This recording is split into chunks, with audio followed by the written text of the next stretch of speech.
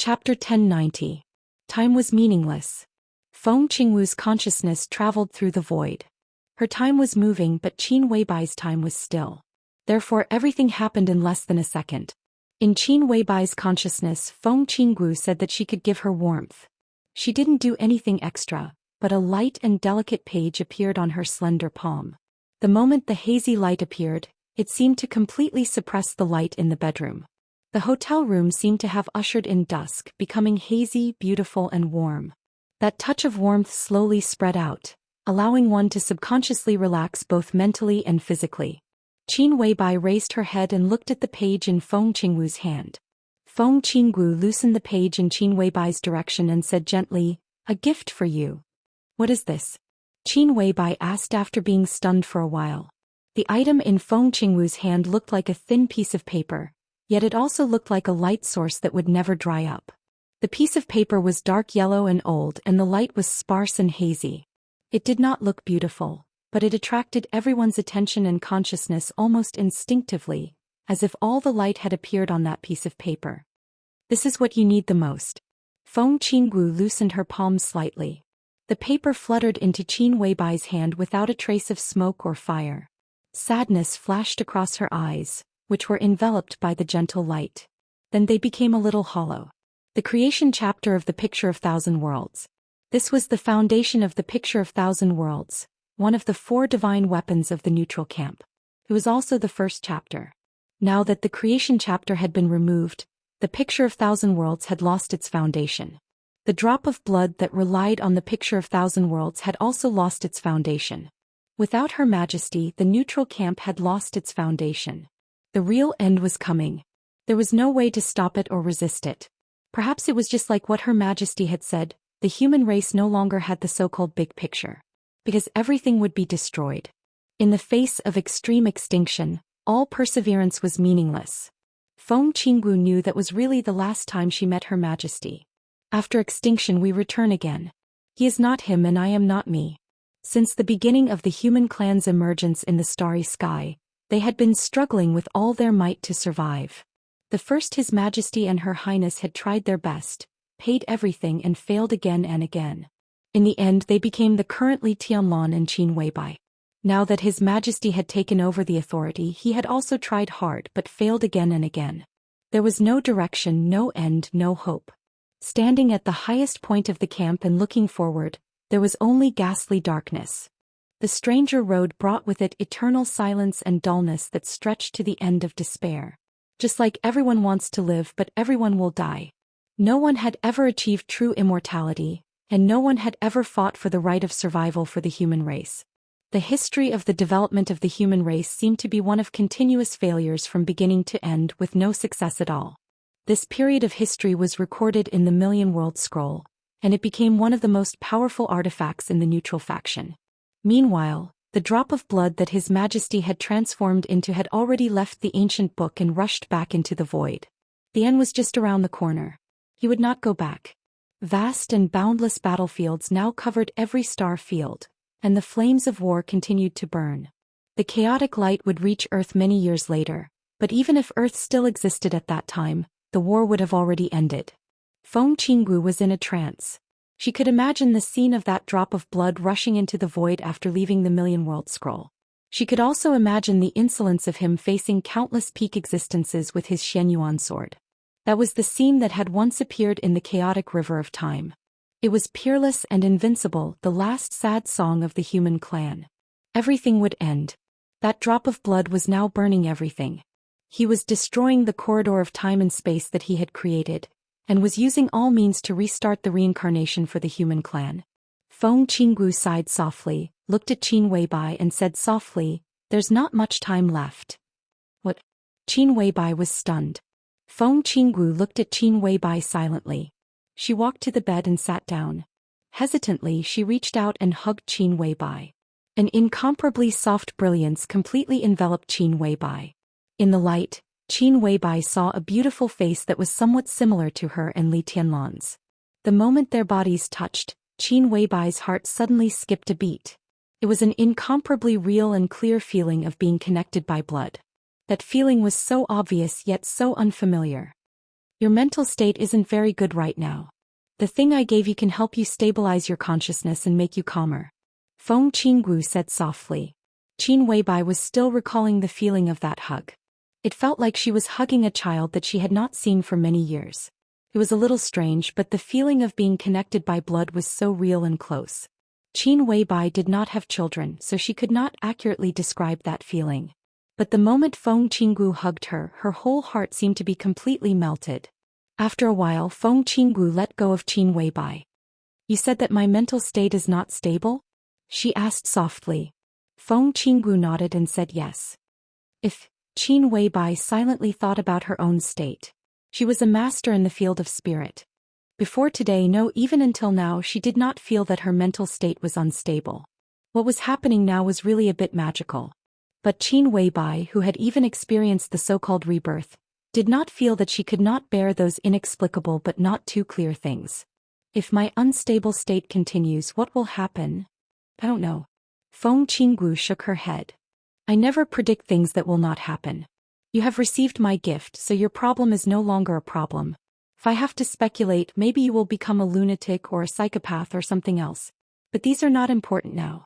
What's important is that my gift can help you a lot. Is that so? Qin Weibai whispered to herself and looked down at the page floating in her hand.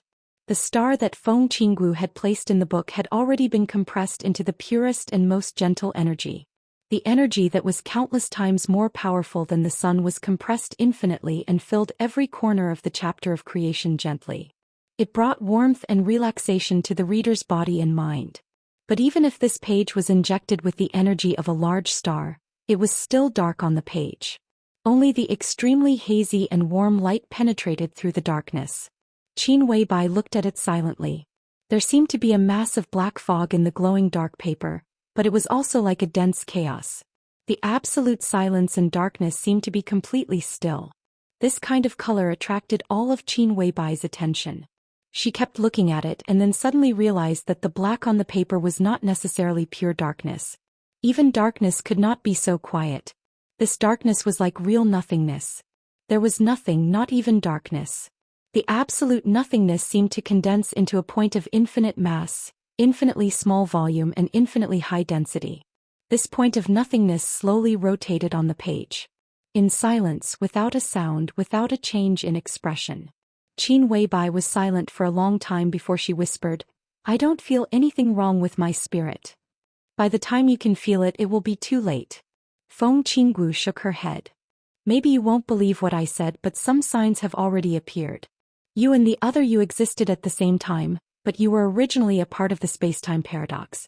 However, the other you started to walk on the path of awakening in the process of near extinction. During this period of time, your consciousness has been cut off. However, this is not cutting off, but the gap between the two of you has widened. This has already increased the mental burden on you, and you didn't even feel the changes in yourself. The most obvious point is that you did not want to kill Chen Fangqing so soon, but in fact you have already killed him. This means that your spirit has been out of control to some extent. I did not kill Chen Fangqing. Holding this page, Qin Weibai was unprecedentedly sober. She seemed to really calm down and her voice became stable. But you wanted to kill him. Feng Qinggu said. Qin Weibai frowned and vaguely felt that she had caught something. But when she asked Feng Qinggu, she could not hear Feng Qinggu's answer at all.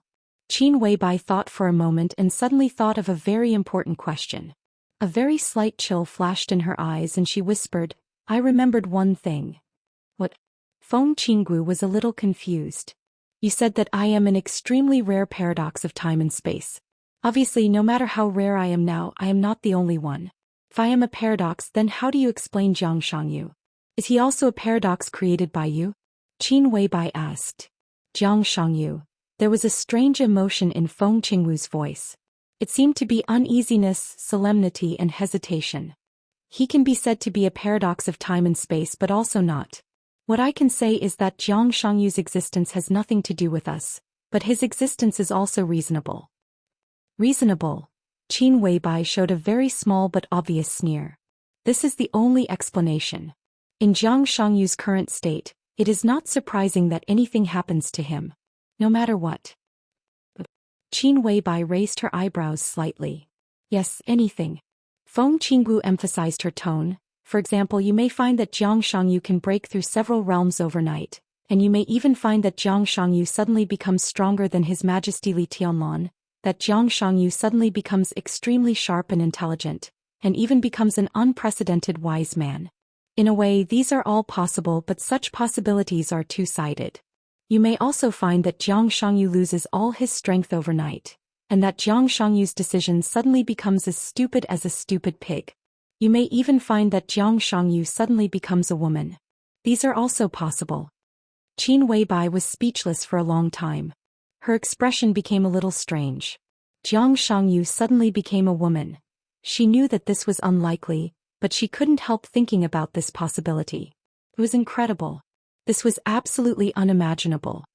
This kind of change of different degrees may last for a long time, or the interval may be very short. What I want to say is that Jiang Shangyu's changes are not a disguise, but he is really changing because he himself is already chaotic now. The bedroom suddenly became dark for a moment. The light and even the energy of the stars in the pages were all extinguished. Qin Weibai heard an extremely clear sound of breaking. Absolute darkness appeared and disappeared abruptly. Feng Qinggu appeared in front of Qin Weibai again. Her body was still shrouded in light, but at this time the soft light suddenly became extremely messy. Every light seemed to be torn and cut by someone, and they were arranged in a very chaotic state. Feng Qingwu's breath was much weaker than before, but her body was still straight. "Take my gift for you," Feng Qinggu whispered. "It will only be good for you and it will not cause you any harm." Qin Weibai silently grasped the pages in her hand. She was silent for a long time and then whispered, "I have some questions." "Go ahead." Feng Qinggu always remained respectful and calm. "What is?" Qin Weibai just opened her mouth. At this moment she suddenly remembered something she heard when she saw Xianyuan Wushang, and also heard some of Xianyuan Wushang's murmurs. However, as soon as these thoughts appeared, they disappeared abruptly. The light in front of her suddenly shook. In the light, Feng Qingwu's face seemed to change dramatically. No one knew what she had done. Qin Weibai instantly forgot the question she wanted to ask and her mind went blank. "I can't answer that question," Feng Qinggu whispered. "Similarly, you can't ask." "Question?" Qin Weibai was a little shocked. What was so serious? What did she want to ask her just now? She frowned tightly and was silent for a long time. Qin Weibai, who couldn't remember what she wanted to ask just now, suddenly changed the topic. "Do you know calligraphers?" Feng Qinggu paused and nodded slightly. "Yes." Qin Weibai was extremely awkward. She knew that she had just forgotten a very important question, and the question about calligraphers could have echoed with the question she had forgotten so that she could notice something. But now she didn't know what she had forgotten, so the question was extremely abrupt. "Are you also a calligrapher?" Qin Weibai glanced at Feng Qinggu. "I'm not." Feng Qinggu shook her head. "I'm a dominator." "It's not a code name, just a title." "Dominator?" Qin Weibai thought silently and suddenly felt that this title was much better than calligraphers. Compared with this title, the latter was simply too weak. "You said that I will wake up and return. What will I be after I return? A dominator? Or a calligrapher? Or a doctor?" Feng Qinggu was silent for a long time before she whispered, "Neither. If you wake up successfully, you will become..." She hesitated for a full half a minute before she whispered, "A devil." Qin Weibai was stunned for a long time before she said with a look of disgust, "It sounds so bad. I don't like it." Feng Qinggu smiled helplessly. In fact, she knew very well that neither Li Tianlan nor Qin Weibai had a chance to really return completely. Because the end was close at hand. The only thing they could do now was to activate the real brand and wait for the next return. Feng Qinggu couldn't feel the end that was close at hand. Currently, there were only 3 people in the entire human race who could sense this. His Majesty of the Space-Time Corridor. The Human Emperor of the Human Palace. The God of War of the War God Realm. So she didn't know how long it would be before the real end, but she knew that it was very close. Qin Weibai unconsciously rubbed the warm page in her hand, trying to fold the page little by little. The page kept getting smaller and smaller as it was folded. Getting smaller and smaller. Feng Qinggu watched quietly. Qin Weibai's expression changed little by little.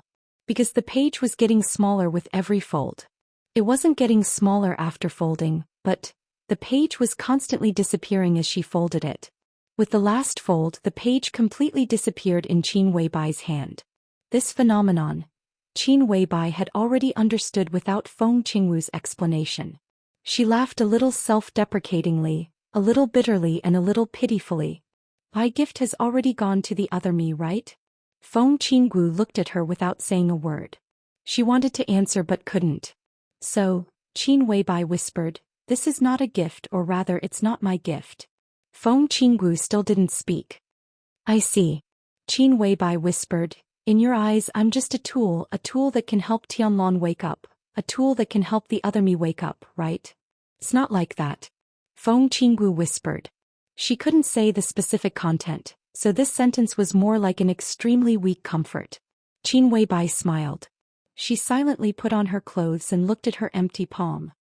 "But so what, even so," her eyes were in a trance for a moment and she whispered, "I still love him very much." Feng Qingwu sighed softly. "You're very sad." "Not really." Qin Weibai shook her head. She opened her palm, looked at it and whispered, "It's just a little sad. I feel like a chess piece at your mercy. Not only me but also Tianlong and the other me, are they all chess pieces in your hands? No one is qualified to treat you and His Majesty as chess pieces." Feng Qingwu's tone was very firm.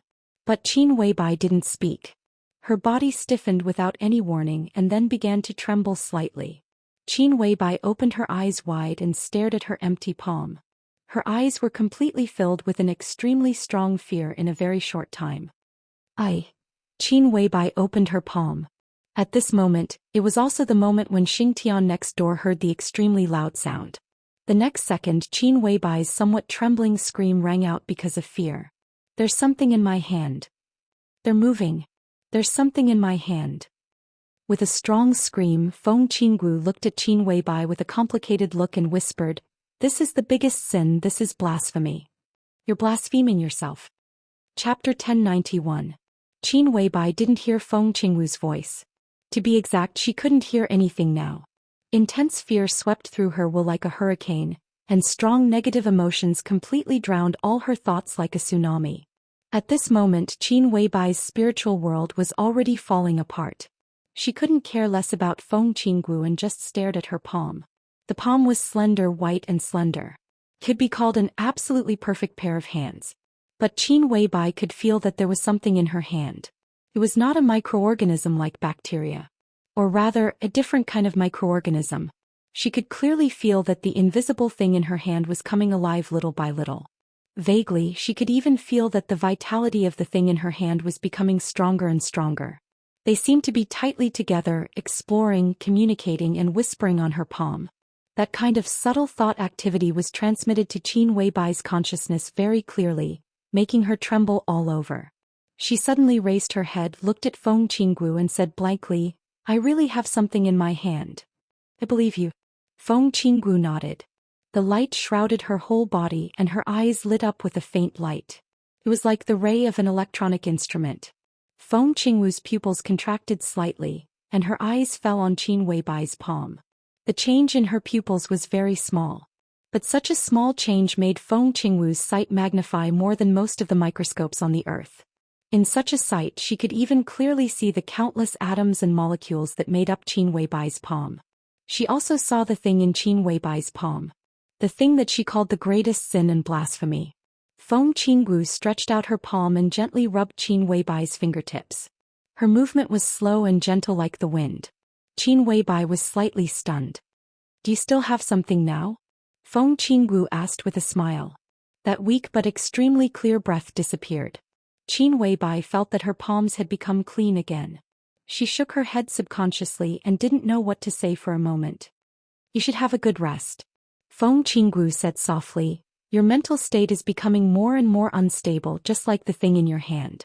I can say that if those little things are not discovered, the troubles that they will bring to us in the future will be beyond our imagination. Just like we said, this is the greatest sin and the greatest blasphemy." "Blasphemy," Qin Weibai murmured to herself. She didn't seem to take it seriously. A strong sense of sleepiness rose and circled in her mind.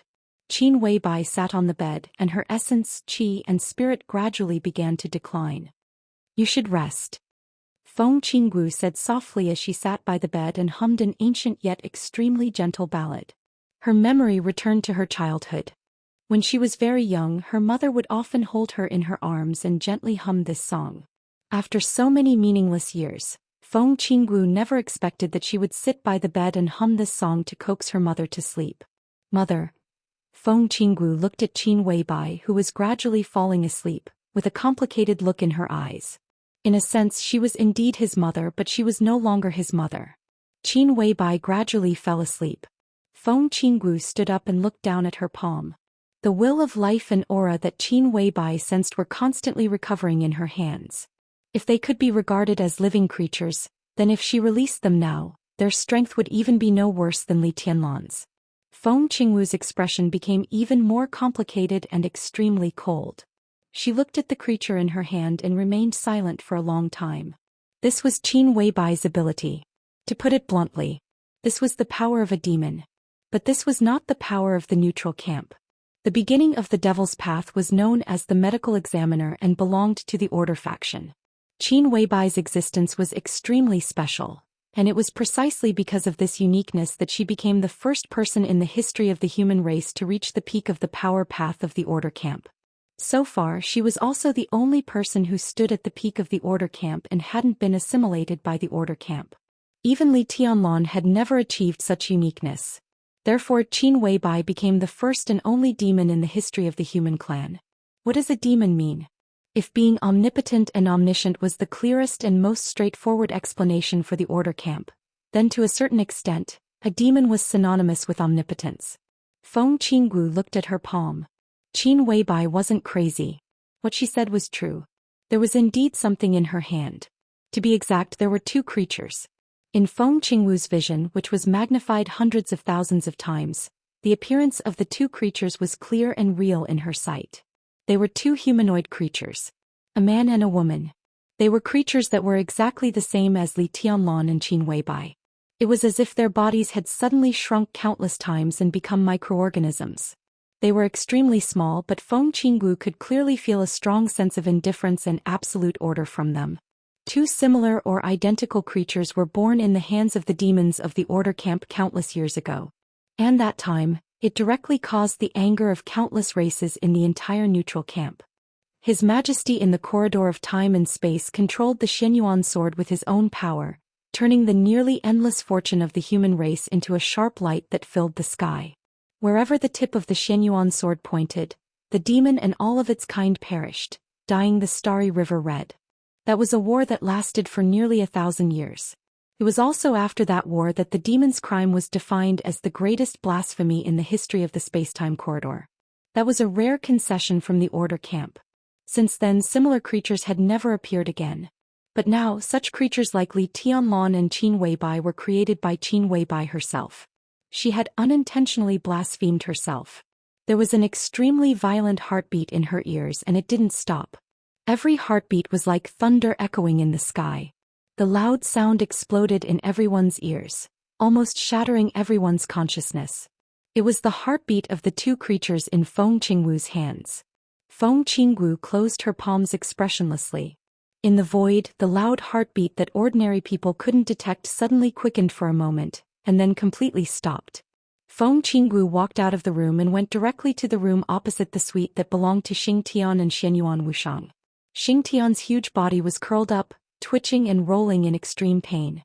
Feng Qingwu closed her palms, and the moment the heartbeat stopped, Xingtian's body stiffened for a moment.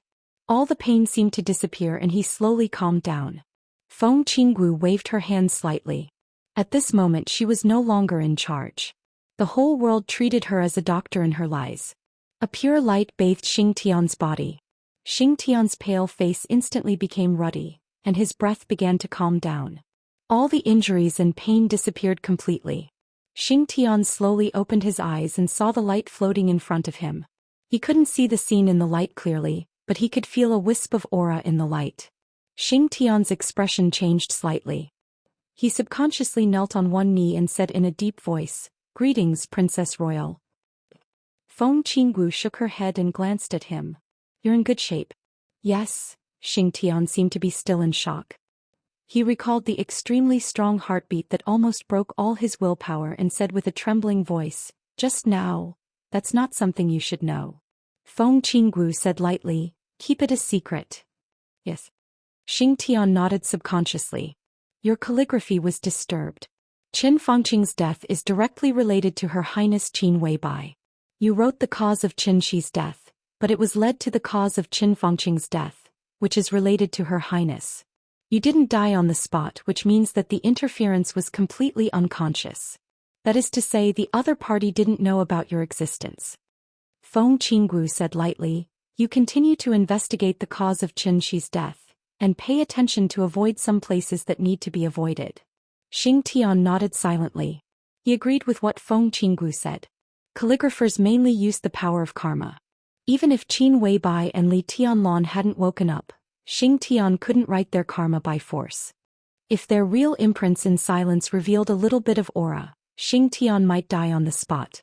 If the real murderer who killed Qin Shi really knew about his and Xianyuan Wushang's existence and deliberately guided them, Xing Tian would have been a corpse by now. Princess, if you do it yourself. Xing Tian was silent and suddenly said with some hesitation. I know who it is. Jiang Shangyu, just a polluted wretch.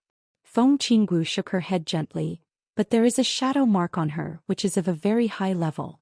That mark is now attached to Jiang Shangyu's soul, and it seems to be in a state of chaos. If I do it myself, that mark will wake up and the location of Miracle City may be directly exposed. Feng Qinggu said softly, I'll leave this matter to you. For the time being, you don't have to rush to kill Jiang Shangyu. Help His Majesty stabilize the current passive situation first. Xing Tian nodded. In their eyes, everything in Miracle City was extremely backward, even a place that seemed to be destroyed at will. This place didn't seem important, but it was very important. After all, this was the real environment. Every step of Li Tianlan's development here was directly related to the degree of awakening of his real mark and the upper limit of his future. Xianyuan Wushang and Xing Tian were guides, but they were responsible for more than just guiding. When necessary, they were responsible for paving some roads for Li Tianlan. This was their duty. Feng Qinggu took a deep look at him and said lightly, I'm leaving. Countless lights bloomed in front of Xing Tian. Xing Tian suddenly thought of something and said, Princess. The light kept refracting in the bedroom and rushed into the messy snow outside the hotel. The night sky was quiet and the world was silvery white. When all the light dissipated, Feng Qingwu's figure had completely disappeared from the bedroom. Chapter 1092. When her consciousness turned from sober to trance again, Qin Weibai found herself in a dream again. The garden that her consciousness had constructed in her dream had disappeared. Qin Weibai found that she seemed to be in a half-lying position in the air. She looked around blankly. The giant black tree full of metal fragments stood there quietly. It seemed to have been dead for a long time. Perhaps it was in the dream, so Qin Weibai could still feel that the dead tree still had a weak vitality. A drop of black juice flowed down from the trunk at a very slow speed, but the evil aura contained in it had long disappeared. Qin Weibai looked around silently and suddenly found that she did not see the shadow beside the giant black tree. She was slightly shocked and subconsciously wanted to sit up from a half-lying position. When she waved her arms, her palm seemed to touch something cold and soft. Qin Weibai was stunned and looked around her. Only then did she find that the shadow she was looking for was close at hand. However, the shadow of Li Tianlan was even dimmer, almost completely transparent, and disappeared. Now she seemed to be lying in the arms of the shadow, but if she did not look carefully, Qin Weibai could not find his existence at all. Qin Weibai stood up. In the dream, she observed the darkness around her with the clearest consciousness. The flying snow, the sun, the garden, everything disappeared.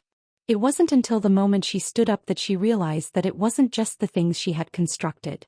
Even the giant black tree beside her seemed to be slowly disappearing. The giant tree began to become transparent, and the shadow beside her was also becoming dimmer and dimmer. There was a kind of emptiness around that made people feel extremely depressed. It seemed to be black all around. But it also seemed that there was no color. Not only color, but there was nothing here.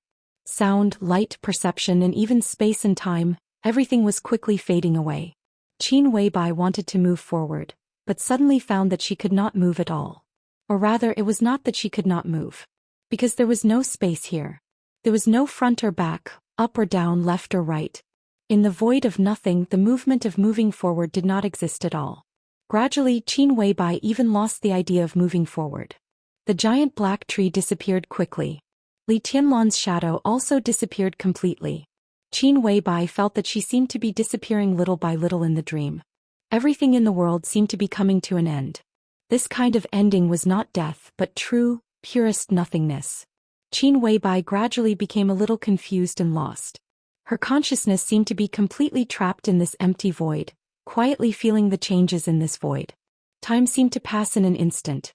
Qin Weibai was trapped here in silence. She did not know what was going on, nor did she bother to think about it. She did not even know who she was. She seemed to have become a part of the void, an eternal existence in the illusory dreamland. Until a glimmer of light appeared in front of her. This glimmer was so faint that it was difficult for the naked eye to capture it. Not to mention the naked eye, even the most advanced microscope would find it difficult to see this glimmer of light. However, he was surrounded by the most extreme nothingness. Therefore, no matter how dim this ray of light was, it was still a pure ray of light. It was extremely eye-catching in this void.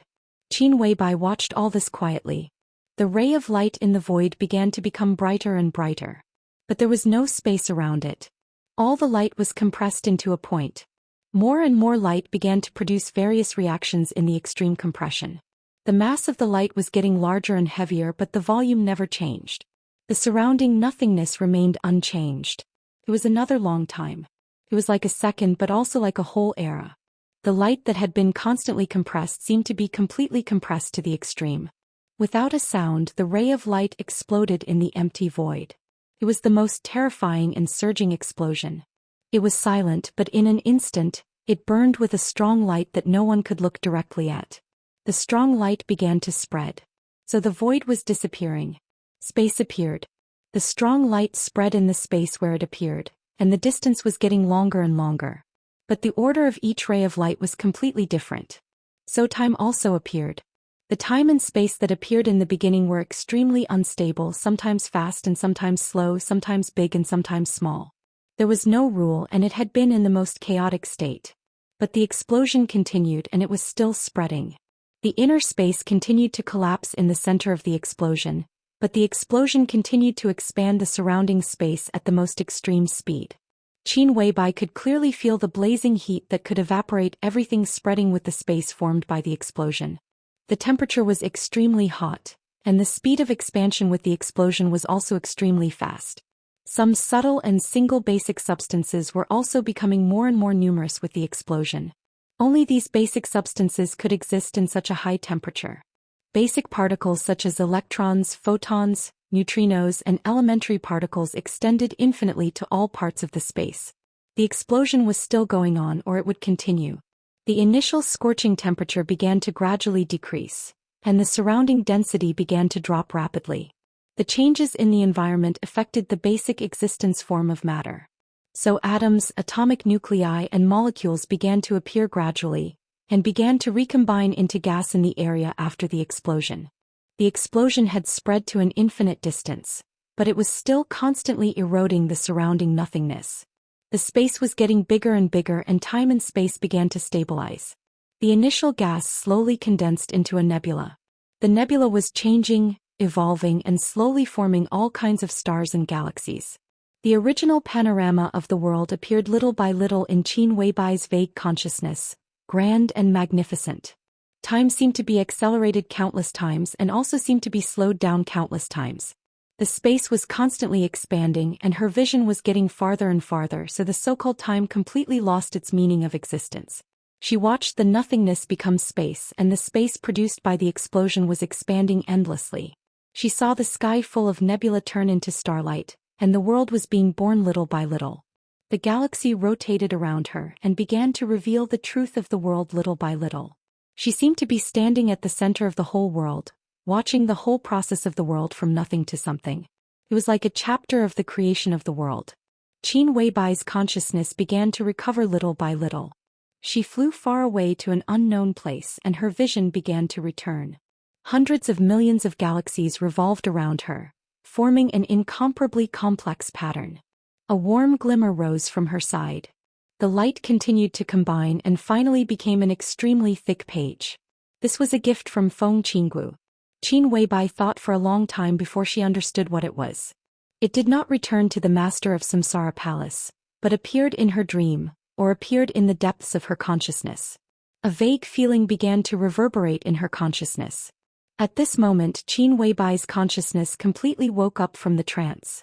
She silently looked at the slowly moving starry sky in front of her and remained silent for a long time. In this starry sky, she once again felt the existence of Li Tianlan's virtual shadow and the giant black tree beside Li Tianlan. She could even feel the giant black tree constructed by her own consciousness. That garden. They did not disappear. Instead, with the spread of the explosion, she did not know which corner of the world they had drifted to. There was a black void under her feet. The coldness of the void was completely washed away by the energy of the stars in the chapter of creation. She was surrounded by warmth. Qin Weibai looked ahead. The nearest place in front of her was a dark planet, rotating around the nearest star. Qin Weibai vaguely understood something. Her so-called return and so-called awakening seemed to be a search. In the starry sky of the dream, she silently looked at the world in the dream.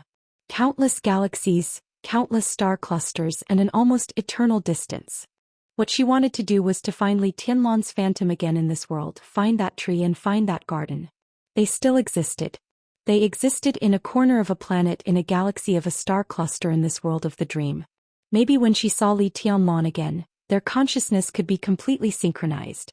And such a search was equivalent to looking for a certain elementary particle in a gravel in the endless universe. The most important thing was, how could she cross this seemingly endless distance? She needed tools. She needed a spaceship.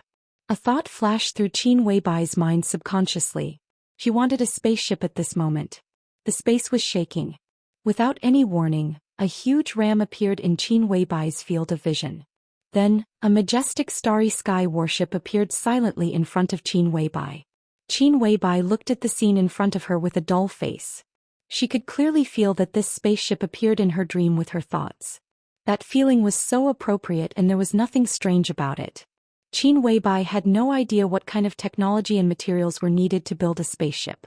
But as she imagined, this spaceship really appeared. It should be a flying saucer. Qin Weibai continued to think about some UFO images that were circulating in various countries. So the huge battleship kept changing and finally became a flying saucer in line with Qin Weibai's expectations.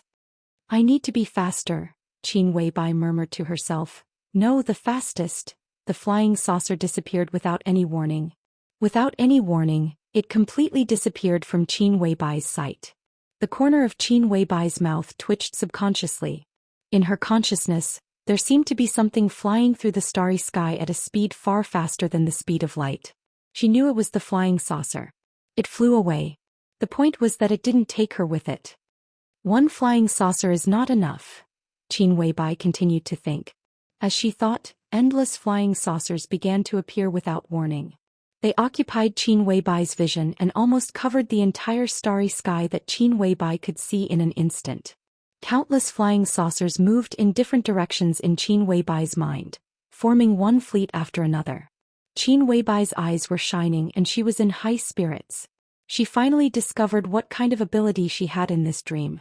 This was her dream. In her dream she couldn't find Li Tianlan, but under most conditions she had almost omnipotent ability. And such an ability, if explained in the most straightforward way, was not difficult. There was a word that could perfectly explain this ability. This word. It was called Dream Come True. Chapter 1093. The closer it was to the Spring Festival, the colder it got in Zhongzhou State. It was said that this year's cold wave was extremely rare in Zhongzhou State for decades. The cold wave went all the way south from Snow Country, swept through the northeast of Zhongzhou State, swept through Yuzhou and again swept through most of Dongshan and Yan and Zhao with heavy rain and snow. In the places with the heaviest rain and snow, there was even a small-scale snow disaster. The snowstorm in Qingzhou was neither too heavy nor too light. The snowflakes drifted lazily in the sky, and the spotless white dots dotted the entire city. When night fell, the drifting snowflakes in the sky looked a little cold under the lights of the city, but it was also beautiful. I'm really defeated by this damn weather. I'm freezing to death. At the headquarters of plane trading, He Yishui muttered helplessly as he walked out of the elevator when it was time to get off work. Silver high-heeled shoes, black cotton stockings, leather shorts, and a white tight-fitting sweater wrapped around her exquisite figure. As the president of plain trading, He Yishui perfectly interpreted the unique charm of a mature woman. When she went out, got in the car, got out of the car and entered the company, she hated being fat the most. So even in the snowy weather of -5 or 6 degrees, she still wore thin clothes. It was fine at home and in the company, but the short distance from the lobby to the parking lot after she got out of the elevator was the most unbearable. "You're wearing too little." In the gentle and light voice, the woman walking beside He Yishui showed a very charming smile on her face. She was dressed much more plainly than all the female employees of plain trading. She wore a white extended down jacket and sneakers that were not sexy but very comfortable. Her hair was tied up casually and she wore no makeup. She was so pure as if she had not been contaminated by the glitz and dust of the city at all. When she approached the door of the lobby, the cold wind whistled. She put on the hood of the down jacket, covering most of her beautiful face. He turned around to look at He Yishui. He Yishui had already put on a light-colored cashmere coat, but his body was still shivering. It was obvious that he was still extremely cold. "Do you want me to lend you my clothes?" She smiled softly. "Forget it, I can't afford it. If you catch a cold later, won't I be guilty?" He Yishui hugged her shoulders and laughed. Let's go. Let's go to my house tonight. My parents said that they won't eat until you arrive. They've already picked up Tide." He Yishui pushed her slightly faster. The employees of sushi trading who hadn't had time to go home saw the two of them standing there. When they greeted Mr. He, they didn't forget to greet her, who was being pushed away by He Yishui. The way he addressed Manager Li was filled with obvious intimacy and respect. She smiled in response to every employee who passed by her. Her smile was gentle, peaceful, and sincere.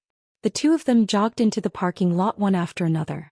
A black Audi with an extremely eye-catching license plate, which did not have a powerful aura, was parked next to He Yishui's car. A young man who did not look aggressive at all and looked extremely honest greeted the two of them in a somewhat reserved manner. "President He, Manager Li, Chairman He asked me to pick you up." Standing in front of Audi, the administrative manager of plain water trading, Li Mutong, frowned slightly. Her face was covered by a hat, so her expression was a little blurry. However, He Yishui seemed to read her best friend's mind. She chuckled and said, "It's not like we don't have a car. We don't need him to be nice. You can go back. We'll drive straight away." Without waiting for the driver to reply, she opened the door of her car and stuffed Li Mutong in. Then she smiled and sat in the driver's seat. The heater in the car was turned up to the maximum, and He Yishui calmed down for a while.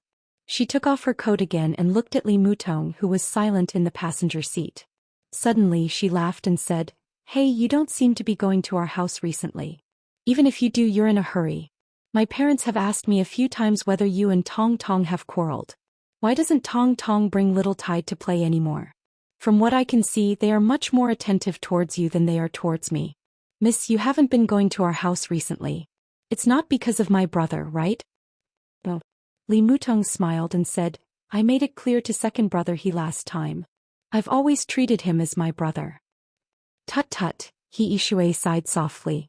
She wanted to say that her second brother's infatuation was pitiful, but thinking of Li Mutong's character, she hesitated and said nothing in the end. The He family was far from being a wealthy family in Zhongzhou State. Even in Dongshan, it couldn't be said to be a first-tier or second-tier wealthy family. But in a small city like Qingzhou, the He family was definitely one of the richest families. In He Yishui's generation there were 3 siblings. The eldest brother's family had been overseas for a long time.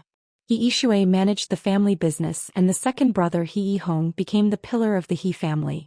He Yihong's career was not very smooth before. But in the past 2 years, there were frequent personnel changes in Dongshan, which affected all the counties and cities. He Yihong took some action and seemed to be on the rise.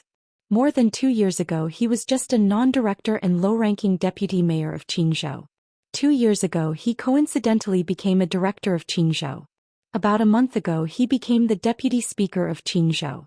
The mayor of Qingzhou was old and would probably retire tomorrow, so He Yihong had a great chance to be promoted. Perhaps because of this, He Yihong's uneasy heart seemed to have a little more confidence.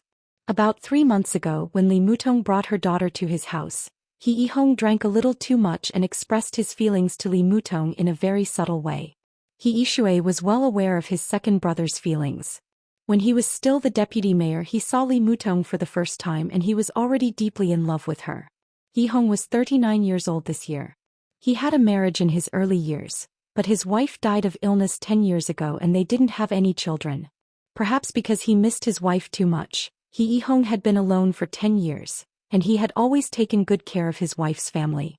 He Yihong might have made mistakes during his more than 10 years of official career, but he had never violated the rules. He was not lustful for women and he never had any scandals. The wealth from the water trade was also destined to keep him away from financial problems. He worked conscientiously, had a modest personality and had an elegant demeanor. He might not be a perfect man, but no one could say that he was a gentleman and no one could object to that. In He Yishui's heart, his second brother was very simple in love. When he first met Li Mutong, he had been suppressing his love for her. He Yishui had asked him the reason and his answer was very honest. I'm so many years older than her, so it's not suitable for me. She might not like me. How should I put it? I like a girl like her very much, but I always feel that I don't deserve a girl like her. For more than 2 years He Yihong had been suppressing his feelings. Even when Li Mutong became a single mother, He Yihong's attitude towards her didn't change at all. Instead, he secretly spent more time and effort on her. An orphan and a widowed mother.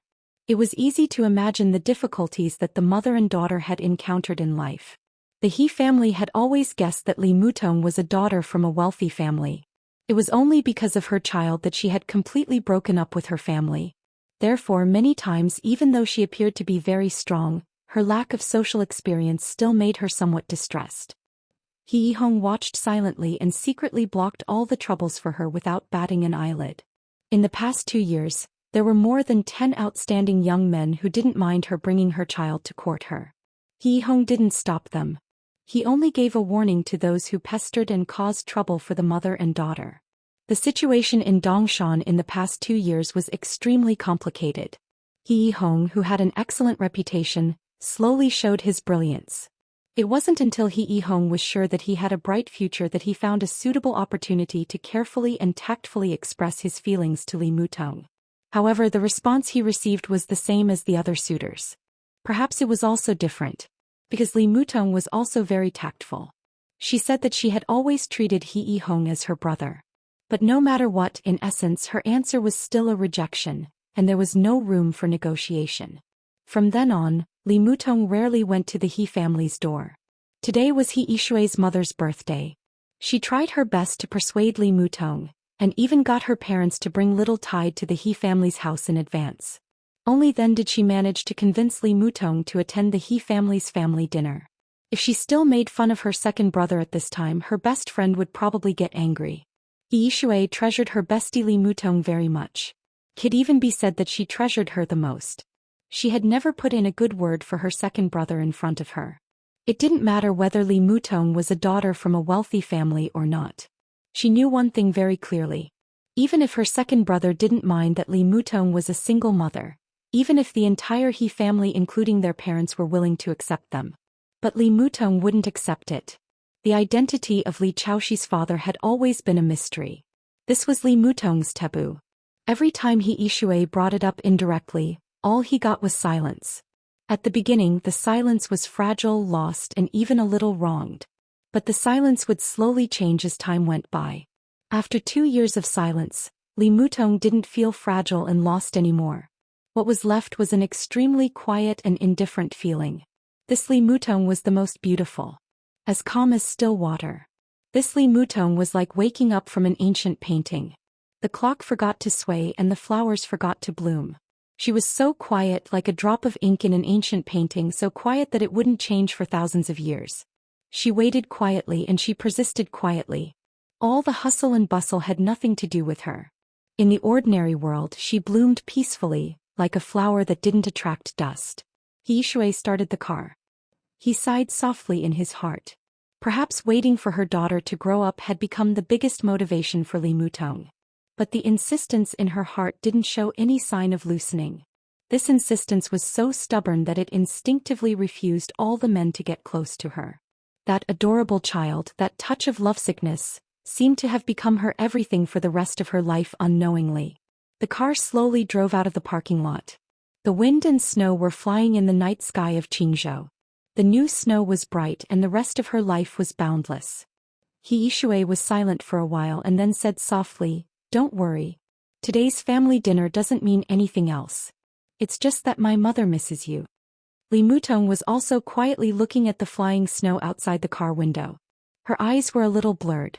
After a while she softly answered. Chapter 1094. The snow danced in the wind. When the car entered an old villa area in Qingzhou, the villa area was already brightly lit. He Yishui put on his coat again and ran into a villa with Li Mutong in tow. As soon as he entered the door he said with a trembling smile, "I'm freezing to death." The heater in the villa was on full blast. It was as warm as spring. An elderly couple who looked to be in their 60s were sitting on the sofa watching television. When they saw her daughter and Li Mutong enter, the graceful and kind old woman stood up with a smile. However, the first thing she said was not to greet her daughter. "Tong Tong, you're here. Sit and warm up for a while. Dinner will be served soon." Li Mutong smiled and greeted her aunt. She looked at the old man beside the old woman and greeted him uncle. The old man's hair was already a little white and he looked like he had been through a lot. Although the He family was not big, the old man who founded the plain water trade when he was young was a legendary figure in Qingzhou. In his old age there were traces of a lifetime of hard work on his face. The old man did not seem to care much about Li Mutong. He just nodded at her casually. All his thoughts were on the baby sitting in his arms. The baby who had just celebrated her first birthday was a girl. She had small hands and feet and wore pretty little clothes. She kept reaching out her little hands in the old man's arms, as if she wanted to grab the old man's beard. The old man smiled and dodged her. From time to time he would carefully pinch the girl's little face. The little girl seemed to be a little angry. She opened her little mouth and wanted to bite the old man's finger. The old man laughed out loud and even his eyes narrowed. Li Mutong looked at this scene with a smile. She reached out her hands and said gently, "Tide, come, mommy will carry you." The girl turned her head in the old man's arms. When she saw her mother she struggled to get down from the old man's arms. The old man laughed and scolded, "Little girl, you only know how to look for your mommy. Did you forget that grandpa fed you delicious food just now?" The girl ignored him. She opened her little hands and called her mommy softly with a tender and cute voice. Li Mutong seemed to melt into this tender voice. She squatted down and opened her hands slightly. The girl climbed down from the old man's knees and walked to Li Mutong with a little stagger. She fell into her arms. "Uncle, auntie, I'm sorry for the trouble." Li Mutong carried her daughter and looked apologetic.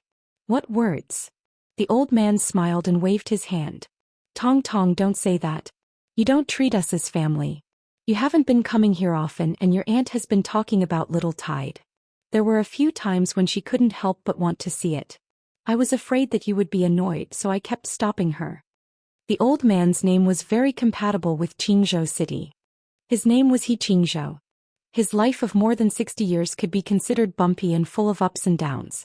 In the end he had relatively good achievements. The old couple was very satisfied with their current life. But what made He Qingzhou most regretful was the problem of the family's heirs. 2 sons and a daughter. His eldest son had a happy family, but he was abroad all year round, so He Qingzhou didn't see him often.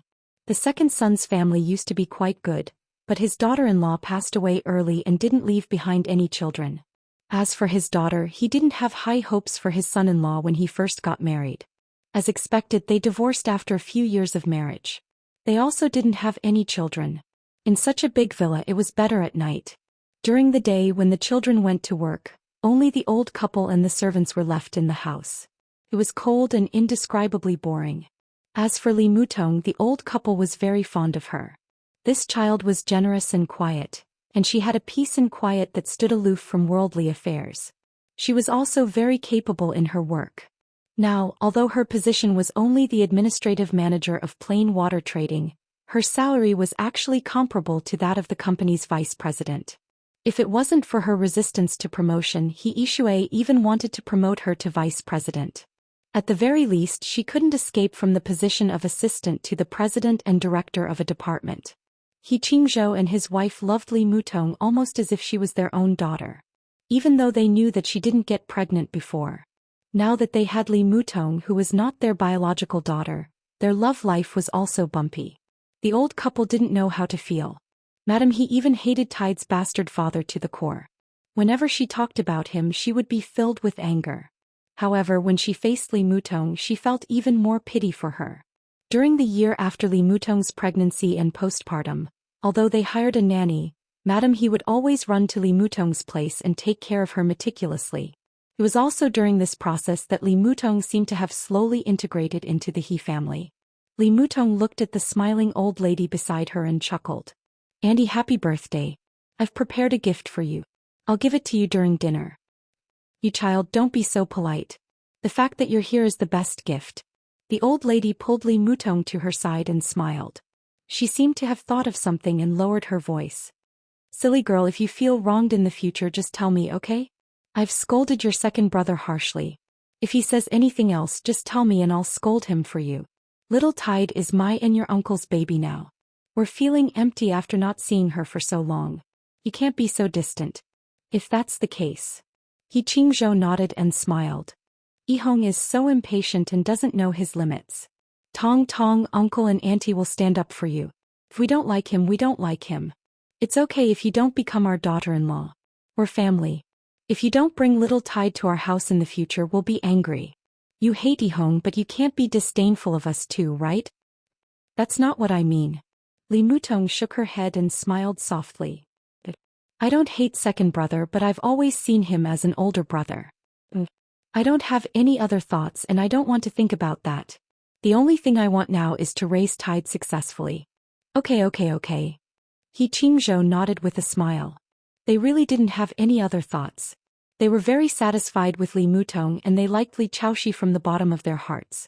If Li Chaoxi could become their daughter-in-law, they would agree with both hands and feet. But they didn't have that fate, so there was no need to force it. The He family of Qingzhou wasn't a rich family, but not every rich family could be so magnanimous. "Let's not talk about this. Today is your auntie's birthday and she made a lot of dishes. Eat more later. We won't drink for a family banquet." He Qingzhou smiled and looked at his daughter. "Call your second brother and ask him why he's not back yet. Only now do you remember me? I thought you've forgotten about your daughter." He Yishui, who had been teasing Li Chaoxi, said unhappily. He took out his phone and dialed He Yihong's number. The call went through quickly, but the other side of the phone only said a few words before the call was hung up. He Yishui frowned slightly and was silent for a while. "What's wrong?" He Qingzhou asked casually. "Second brother said that there's an emergency council meeting in the city. I'm afraid he won't be back until very late today." He Yishui said slowly. He Qingzhou's expression changed. He frowned slightly, but he didn't say anything. The atmosphere in the villa suddenly became tense. Li Mutong hugged her daughter and patted her back gently. The child was lying on her shoulder obediently. She seemed to be having a good time in the afternoon, and now she was showing signs of falling asleep. "Is it because of me, second brother?" Li Mutong felt that the atmosphere was not right, so she said with a smile. She remembered He Yihong's driver in the parking lot of Plain Water Trade. Everything seemed to be a coincidence. "Ignore him. We'll eat by ourselves." The old madam snorted and patted Li Mutong's head with a smile. "It's not like that." He Qingzhou shook his head solemnly and sighed. It seemed that he was afraid that Li Mutong would misunderstand. He smiled again and looked at her. "Tong Tong, don't think too much. It's really not like that. We're all family. Let me make it clear. From this year to next year, not only Qingzhou but the entire East Mountain, the situation is very complicated." He raised a finger and pointed up. "The fight at the top is fierce. I know. They have to prepare to take over." He Yishui added. He Qingzhou smiled and shook his head. At their level, it was impossible to come into contact with the real news at the top. He Yihong, the deputy speaker of Qingzhou, couldn't. He Qingzhou couldn't and He Yishui couldn't. But taking over, He Qingzhou shook his head subconsciously. He really couldn't see the situation at the top, but he also knew that it was very likely not the case. Although he wasn't sure that Li Huaqing would be re-elected, at least he could see that there seemed to be no strong person who had the possibility of reaching the top. It was already December. In the extremely special meeting some time ago, no strong person was elected as the deputy minister of the military. It seemed to indicate something very clear. Taking over seems to be unlikely. He Qingzhou shook his head. But you saw the news today. The prime minister's death. As he spoke, he shook his head and didn't finish his sentence. He seemed to be keeping this topic a secret. He Yishui was startled. She widened her eyes in astonishment. Dad, are you serious? Are you saying? I didn't say anything. He Qingzhou glared at her. He Yishui was silent for a while before saying softly, the prime minister died of a cerebral hemorrhage. It was announced this afternoon. There's nothing strange about it. He Qingzhou couldn't help but laugh. If you could see something strange about it, would you still be here? He Yishui frowned and said softly, Dad, are you saying that there are other reasons for the prime minister's death? Then isn't second brother? He Yihong was very close to the governor of East Mountain. This was also the reason why he had been promoted in the past 2 years. The current governor of East Mountain had once served as the deputy governor of the Southwest Province. He could be said to be Qin Fangqing's old subordinate in the past. If the cause of the prime minister's death, He Yishui took a deep breath and shook his head subconsciously. How is this possible? Who has the guts to do that? I don't believe it. What does it matter if we believe it or not? Let's see what happens next. In the past 2 years, there have been a lot of changes in personnel in Zhongzhou State. We can't see through the mystery, but I think the southeast and the central plains have been severely suppressed. Now you know Tianan, right? He Yishui nodded subconsciously. I heard that Xianyuan City is very beautiful, but I haven't been there. Li Mutong's body trembled slightly. He subconsciously hugged his daughter and didn't speak. Tianan, Xianyuan City. He Qingzhou laughed self-deprecatingly. It is said that the young big shot in Tianan is going to show his strength before the election. It seems that he has always had a bad relationship with the prime minister. This time, who can say for sure? Once that person makes a move, it will affect all aspects. Qingzhou seems to be very big, but in his eyes, let alone Qingzhou, the whole East Mountain may be directly taken over by him. This is what it means to make waves with one turn of the hand. Your second brother is in a difficult situation now. The hall fell into silence for a while. Wang Yuetong's eyes were a little absent-minded. After more than 2 years in this small town where it was impossible to get too much information from the upper class, she heard news about him again. He was the only man she had. He was the biological father of Little Tide. She stood stiffly in the warm hall in a daze. For a moment she seemed to have lost her soul. I have other things to do these 2 days, so I don't have much time to write. Originally, yesterday, today and tomorrow the 3 chapters should be a big chapter of more than 10,000 words. I have no choice but to write them separately. Chapter 1095. After dinner, the snow in Qingzhou became heavier. The entire community was covered with snow. Li Chaoxi had fallen asleep in Li Mutong's arms. He Yishui picked up a small piece of cake and put it into his mouth. He looked at Li Mutong, who was chatting with his mother, and smiled. Don't leave tonight. It's so late and it's snowing heavily. I think it's frozen outside. Mrs. He nodded with a smile. Tong Tong, stay here. We can talk tonight. It's convenient for you to go to work with Yishui tomorrow. Let Chaoxi play with me for a day. I can't get enough of this little girl. If I go to work with her, I'll be at least half a day late. Li Mutong looked at He Yishui with a smile. She didn't object. In the past 2 years she had been really familiar with He Yishui. She had lived here for half a year before and after childbirth. It's my own business. What are you afraid of? Who dares to deduct my salary? Just tell me and I'll help you. Mrs. He smiled and asked the nanny to clean up the room. She specially asked the nanny to put a new quilt on the crib. Wang Yuetong got up and followed her. She carefully put her sleeping daughter on the new crib and let the nanny take care of her. Then she returned to the living room. After the door was closed, the nanny bent down and pinched Li Chaoxi's little face lovingly. Then she turned around and found a new bag of milk powder and a bottle. Li Mutong often lived in He Yishui's house. The guest room next to He Yishui's bedroom had basically become Li Mutong's room. Therefore there were many things in the room. After preparing the things that could comfort Li Chaoxi when she woke up, the nanny sat on a chair and turned on the TV in the room. She adjusted the volume to the lowest channel and continued to watch the TV series she was watching. The light from the TV was hazy. In silence, the little princess who was sleeping soundly frowned. At the center of her eyebrows, a seven-colored speck of light suddenly lit up. It was a speck of light that was smaller than a grain of rice. Normally it would not be noticed at all. However, as the speck of light shone, a rainbow luster began to fluctuate between Li Chaoxi's brows. A weak but incomparably sharp light enveloped Li Chaoxi's petite body almost instantly. At the same time, a ray of pure white light began to distort and change in front of the crib, finally turning into an illusory figure shrouded in gentle light. The television in the room was still on. The nanny looked at the screen with relish, unaware of what was happening around her. Feng Qinggu lowered her head quietly and looked at Li Chaoxi, who was sleeping soundly with her arms spread open. Then she looked at the blurry layer of light that enveloped her body and was stunned. The seven-colored radiance that was growing sharper and sharper silently calmed down. The light seemed to hesitate for a moment before it slowly retreated back into Li Chaoxi's forehead. Li Chaoxi stared deeply at the weak spot of light between the baby's eyebrows, a little dazed. In the ancient bronze hall in the space-time corridor, when His Majesty said that doomsday was coming, she felt that her escape route was here. She knew of Li Chaoxi's existence. She knew it the moment Li Chaoxi was born. She used to be the youngest daughter of the first His Majesty. And now Li Chaoxi was the eldest daughter of Li Tianlan. Somehow there was already some kind of connection between them. But now, when she saw the spot of light between Li Chaoxi's eyebrows, she finally understood how perfect her escape route was. Tens of thousands of years ago or even longer, this spot of light had appeared on her forehead. It only disappeared when she reached the peak.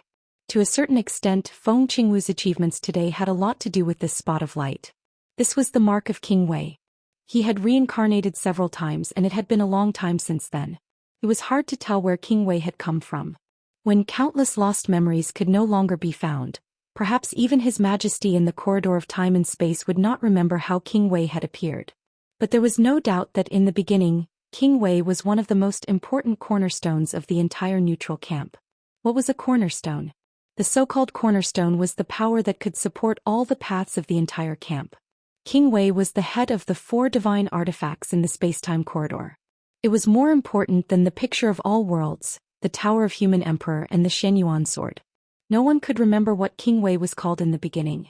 According to vague records, the title of King Wei was bestowed by the first His Majesty, who was also Feng Qingwu's father, and it was unanimously recognized by all the major races of the neutral camp. In other words, King Wei was the King Wei of the neutral camp, and its title was recognized by all the forces of the neutral camp. In the space-time corridor, the title represented more than just power and status. Behind each title was the accumulation of the fate of the human race and the countless races of the neutral camp. This was one of the most important powers of the human race.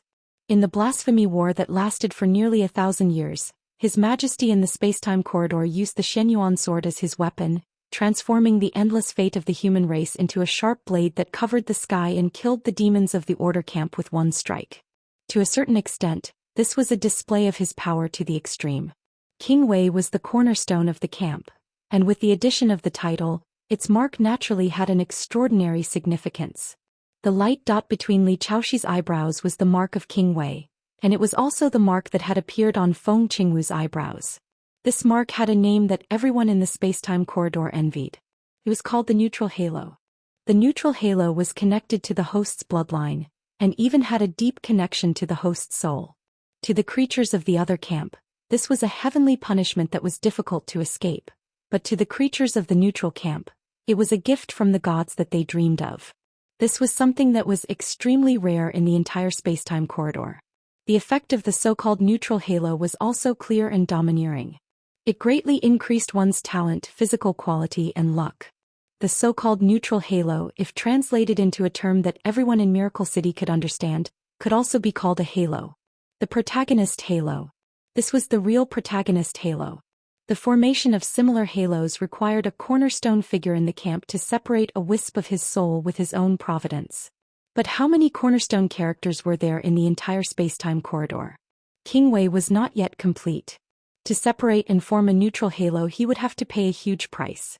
It was clear that he favored Li Chaoxi and even spoiled him. What an enviable little guy. Feng Qingwu tapped Li Chaoxi's eyebrows and smiled. A strand of 7-colored radiance twined around Feng Qingwu's fingertip and fused into her flesh. Feng Qingwu's shadow became more and more illusory, almost completely transparent. Big sister will be staying here for a long time. From now on it is me and I will be you. When you reach my level we can only separate. Little Tide, do you agree? Feng Qingwu froze. She looked at the baby's face and asked softly. Little Tide, who was sleeping soundly, moved her little mouth. She stuck her little finger into her mouth and sucked on it. Big sister, take it as a yes. Feng Qingwu smiled. She glanced at the dot of light between Li Chaoxi's eyebrows and asked softly, what does King Wei think? The dot of light flickered silently. Feng Qingwu could vaguely feel a part of the energy from the dot of light fly out from between Li Chaoxi's eyebrows, pass through the villa, fly into the night sky, and float in the direction of Serenity Province. Feng Qingwu silently felt all this. After a while she reached out her hand and touched Li Chaoxi's eyebrows. An illusory ray of light that seemed like it would dissipate at any moment blossomed between her fingers, slowly landing on the tiny dot of light. The dot of light began to shine, and the rainbow light slowly wrapped around the illusory light. Feng Qingwu pursed her lips and smiled, then said softly, I can't stay here yet. I'll reserve a place first. That way, even if I die in the final war, I can still return here and embark on the path of return. She bowed slightly to the dot of light and said softly, Thank you, Uncle King Wei. The rainbow light flashed on Li Chaoxi's forehead, illuminating her small body. Feng Qingwu touched Li Chaoxi's little hand again and smiled, Thank you too, little sister, or little sister. Li Chaoxi turned over. Under the dim light as he turned over, a shadow appeared on the wall. But it was not Li Chaoxi's shadow. Instead it was a slender, hazy and dreamy figure. That was Feng Qingwu's shadow. Feng Qingwu, who left her shadow on Li Chaoxi, looked through the snow outside the window and looked at the night sky. Her gaze seemed to have traversed an unimaginable distance in an instant, and she saw the battlefield once again. Just like what His Majesty had said. The human race no longer had a big picture. In the countless galaxies and galaxies that could be clearly seen, wars were erupting everywhere. Billions of interstellar fleets roared and roared. Battlefields covered the starry sky, the planets, the heavens and the earth. It was not in a certain region. It was in the entire galaxy. The black ocean swept through hundreds of battlefields, bringing with it a monstrous sword light that charged forward on countless battlefields that were measured in units of light years. That dot of golden blood burned in the void, emitting a light that could shatter the starry sky, tearing apart battlefields one after another. Everything had come to an end. It was not only because of Li Tianlan's awakening. It was also because they had developed to the extreme. If they could not break through this bottleneck, what awaited them was an inevitable end. Feng Qingwu lowered her head, no longer looking at the battlefields that covered the starry sky. Because everything was meaningless. He would not make a move. Just like how the human emperor of the human emperor palace would not make a move. It was really meaningless. Silence was only a choice. Fighting was also a choice. The so-called hope of victory had long been smashed into despair in the illusory reality. Therefore, whether it was persisting in fighting or remaining silent, it had become a choice. This was the only power they had. It was also the power that everyone had always had. At least they could choose how to die. Chapter 1096. The navigation system had failed and the guide equipment had also failed half an hour ago. There was no mobile phone signal. For the rest of the journey he could only rely on an ancient and primitive hand-drawn map to guide the way. There were dense trees and bushes that were enough to block the sun everywhere. Dozens of rare and highly poisonous creatures had been seen in just half a day, and this was the reason why he didn't deliberately look for them. The sense of direction could almost only be maintained by memory. Gu Xingyun stood in the extremely dense primeval forest and checked the hand-drawn map in his hand for a long time before he was sure that he should continue moving forward. The domain was mighty around him. Within a radius of more than 10 meters, any creature that bumped into the domain was completely crushed by it. Gu Xingyun walked forward and his face became more and more cautious. This was an extremely ancient primeval forest in Nanyun Zhongzhou State. It was not easy to distinguish the specific direction. Since entering this primeval forest 6 hours ago, Gu Xingyun had been rushing at full speed. Of course, his speed was not as fast as that of today's Li Tianlan, but he was an expert who was infinitely close to the peak of the invincible realm. Even if he was injured, he had advanced nearly 300 kilometers in this primeval forest in 6 hours. This was already deep in the primeval forest. It deviated from any route, had no tourist attractions, and was inaccessible. Primitive and ancient, it was not in any development plan of Xianxia state at all. If he hadn't come in person, Gu Xingyun wouldn't even know that this deep mountain forest was so big. The distance of hundreds of kilometers was obviously not all of this forest. According to the description on the hand-drawn map, it was at least 60 kilometers to reach the destination. The map was given by Jiang Shangyu. Since the news of Qin Fangqing's death spread throughout Zhongzhou state 4 days ago, Jiang Shangyu finally completely convinced Li Guangtu, and the 3 parties cooperated. In 3 days, Gu Xingyun had made some arrangements for the plan of the Special Warfare Group. In theory, this cooperation could be achieved, but Gu Xingyun asked Jiang Shangyu to fulfill his promise first. So Gu Xingyun secretly came to Nanyun after attending the farewell ceremony of Qin Fangqing's body yesterday. After confirming that his whereabouts had not attracted anyone's attention, he quietly entered this primeval forest. The destination was said to be a village. That was the place where he and Jiang Shangyu had agreed. Gu Xingyun was a little excited. He knew very well what it meant for him to be here, and he was looking forward to what would happen next. Because if Jiang Shangyu didn't lie, today or tomorrow when he left this primeval forest again, the injury that he had recuperated for a few years would be completely healed, and his broken martial arts path would be extended in front of him again. In a short time he might not be able to surpass the peak of the invincible realm and stand at the level of Jiang Shangyu and Li Guangtu.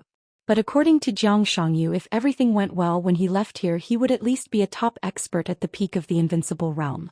Gu Xingyun had been close to the peak of the invincible realm many years ago.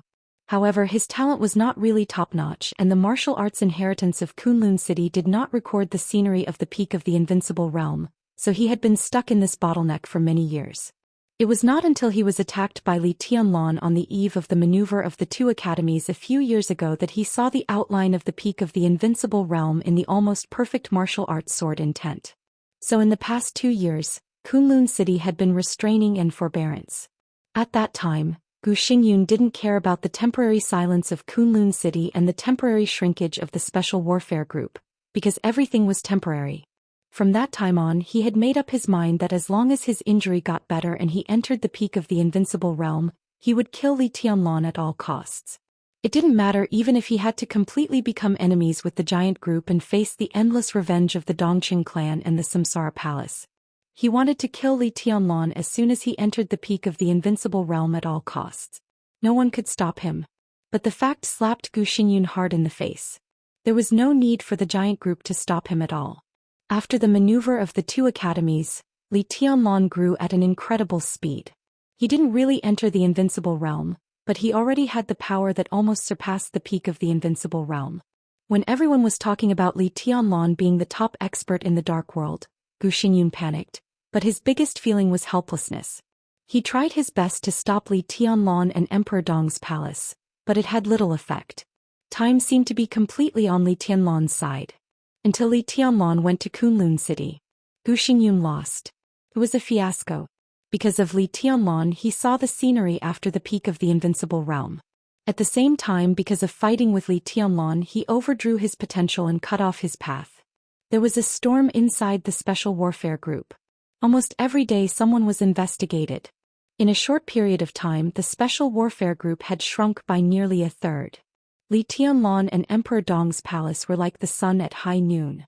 The Xianxia group and Emperor Dong's palace merged perfectly without any awkwardness. The new group rose. Things were hitting Gu Xingyun's nerves one by one. That was the most desperate time for Gu Xingyun. That was the real despair. He knew very well what it meant. Perhaps Li Tianlan and Emperor Dong's palace were temporarily attracted by Qin Fangqing, but Gu Xingyun could be sure that once Qin Fangqing couldn't stop Li Tianlan and fell down, he and the Special Warfare Group would fall after Qin Fangqing. At the most pessimistic time, he really planned to leave Zhongzhou state. Of course, he didn't go to Annan state. If he wanted to leave Zhongzhou state, there were many places to go. Star State, the European continent, and even some superpowers second only to Zhongzhou state in the world, such as Snow Country, extended an olive branch to him. Now there were few masters in the dark world. As the god of war of Zhongzhou state, even if his majesty was gone, he could go to any country and get the position of the god of war of that country and rebuild the order of the special warfare system. And those countries also came up with a relatively perfect plan. Compared with the seemingly generous promise of Anan state, Star state, England, France, Germany, and Snow country all put forward almost perfect plans. They invited Gu Xingyun to go to their country. He didn't need to take anything from Zhongzhou state. He just needed to take the Gu family's team there. As long as they could land safely, they would negotiate with Zhongzhou state. This could be said to be a negotiation, and the conditions were so generous that Zhongzhou state could offer them casually. How important was a god of war who controlled the special warfare system? The special warfare system. It was no exaggeration to say that it was the order of a country in the dark. It can look loose, it can even look chaotic, but whatever, no matter what, it must be under control. The aftermath caused by the chaos in Snow country had not completely subsided. Instead, it had become more and more intense. Most of the Invincible Realm experts on the divine and holy lists had fallen, and all the superpowers were leaderless. With no one in control of the situation, the order of the Dark World had completely collapsed. In some places, gangs, drug dealers, and killers began to emerge one after another. The crime rate skyrocketed, and all kinds of fights for interests took place every day. The chaos was not only spreading in the dark but also on the surface. As time went by, no one knew how the situation would develop. Why could the Purgatory of Heaven capital and the current Emperor Dong's palace enter East Island? The royal family might not really welcome them to take root in East Island. But relatively speaking, they couldn't lose the order in the dark. So even if the person who controlled the order was not their favorite or even hated, they would accept it if they had no other choice. After the chaos in Snow country, Gu Xingyun could be said to be one of the top experts in the Dark World. Everyone knew his current situation, so all the invitations to him were full of sincerity. According to Gu Xingyun's speculation, if he joined those powerful countries, this matter might really turn around. As long as those people met the conditions of Zhongzhou state, he and the Gu family had the possibility to continue to exist. But this was only for Zhongzhou state. Gu Xingyun was not afraid of Zhongzhou state. It was Li Tianlan. It had always been Li Tianlan. That was not realistic at all. If he stayed in Zhongzhou state, Li Tianlan might restrain himself. But once he left Zhongzhou state, even if he was temporarily safe, when Li Tianlan entered the Invincible Realm, where could he go? Even if he could run, how could the Gu family run? This was the most important reason why he had never made up his mind. If Jiang Shangyu hadn't taken the initiative to find him, he had even begun to consider the possibility of surrendering to Li Tianlan. Giving up the position of the war god of the state. Even giving up the leadership of the special warfare group. When there was really no turning back, groveling and begging Li Tianlan for mercy seemed to be the only feasible. This was also an important reason why he could accept Jiang Shangyu's proposal without difficulty. What Jiang Shangyu and Li Guangtu wanted was only 2/3 of the leadership of the special warfare group. After all, he could still keep 1/3 of his assets.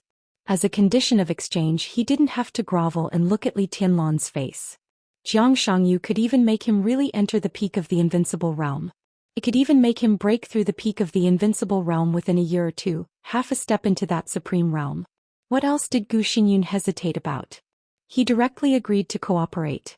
There were only some slight doubts in his heart. Jiang Shangyu had the example of going straight from the thundershocking realm to the half-step Invincible Realm overnight, and now he had the strength beyond the peak of the Invincible Realm. The iron-like fact made Gu Xingyun not have many doubts in his heart. The village deep in the forest was one of Jiang Shangyu's secret bases, and it also hid his biggest secret. And there was also the power that gave Gu Xingyun a new life. Gu Xingyun's heart was beating violently. He kept speeding up in the gradually quiet forest, identified the direction, and rushed directly to the destination. Chapter 1097. The forest was dense and deep. Gu Xingyun's speed changed from slow to fast and finally from fast to slow. In the extremely dense primeval forest, he finally stopped where he was and looked around with a dignified look. Everything around him seemed to have changed. The world was quiet. The grass and trees were quiet. Gu Xingyun stood under a thick giant tree, frowning and looking around. He didn't speak for a long time. He didn't know why. He always felt that there was something wrong around him, but he didn't know what was wrong. A master's will was as firm as iron. The more powerful he was, the more he believed in his intuition. In the spiritual field, this was the subconscious. The uneasy intuition came from the subconscious. In his subjective consciousness, he couldn't find anything wrong, but it didn't mean that everything here was normal. It could only mean that he hadn't found anything abnormal yet. What on earth is wrong? Gu Xingyun focused his attention and looked around silently. The trees stood there quietly. There was no wind in the forest, not even any sound. The extreme silence with absolute weirdness made people feel more and more uneasy. It was as if everything around him had no life. The whole world seemed to be completely dead. Gu Xingyun's muscles gradually tightened. He didn't doubt the sincerity of Jiang Shangyu's cooperation with him. At least until now, he had never suspected that Jiang Shangyu wanted to hurt him. But the forest around him, which looked normal but extremely weird, made him feel more and more cold. Gu Xingyun didn't know why, but the fear deep in his heart began to spread little by little, making his whole body a little stiff. He took out the hand-drawn map again to confirm the location. It was less than 10 kilometers away from the destination. The direction was accurate. This also meant that he didn't go the wrong way. Then what did this inexplicable feeling in front of him mean? Gu Xingyun stood there and hesitated for about half an hour. Then he slowly moved forward, step by step, and continued to move toward the destination.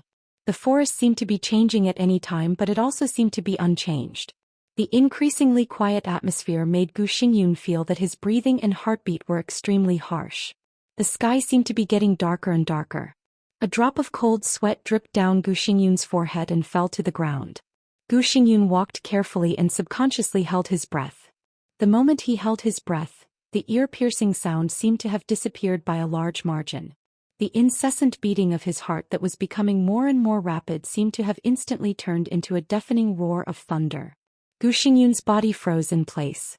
An unparalleled fear completely engulfed his will in an instant. He finally understood what was wrong. Silence. As they entered the forest, the environment became quieter and quieter. Several kilometers away, in the depths of the primeval forest, Gu Xingyun did not see any birds or beasts, not even a bug. This place was like a real land of death. Apart from himself, there were no other signs of life. The entire forest was extremely quiet. There were no living creatures, no wind, and even the branches and leaves of the surrounding trees did not move at all. It was as if everything had frozen here. It looked like a dense forest, but in fact it was a tomb full of corpses.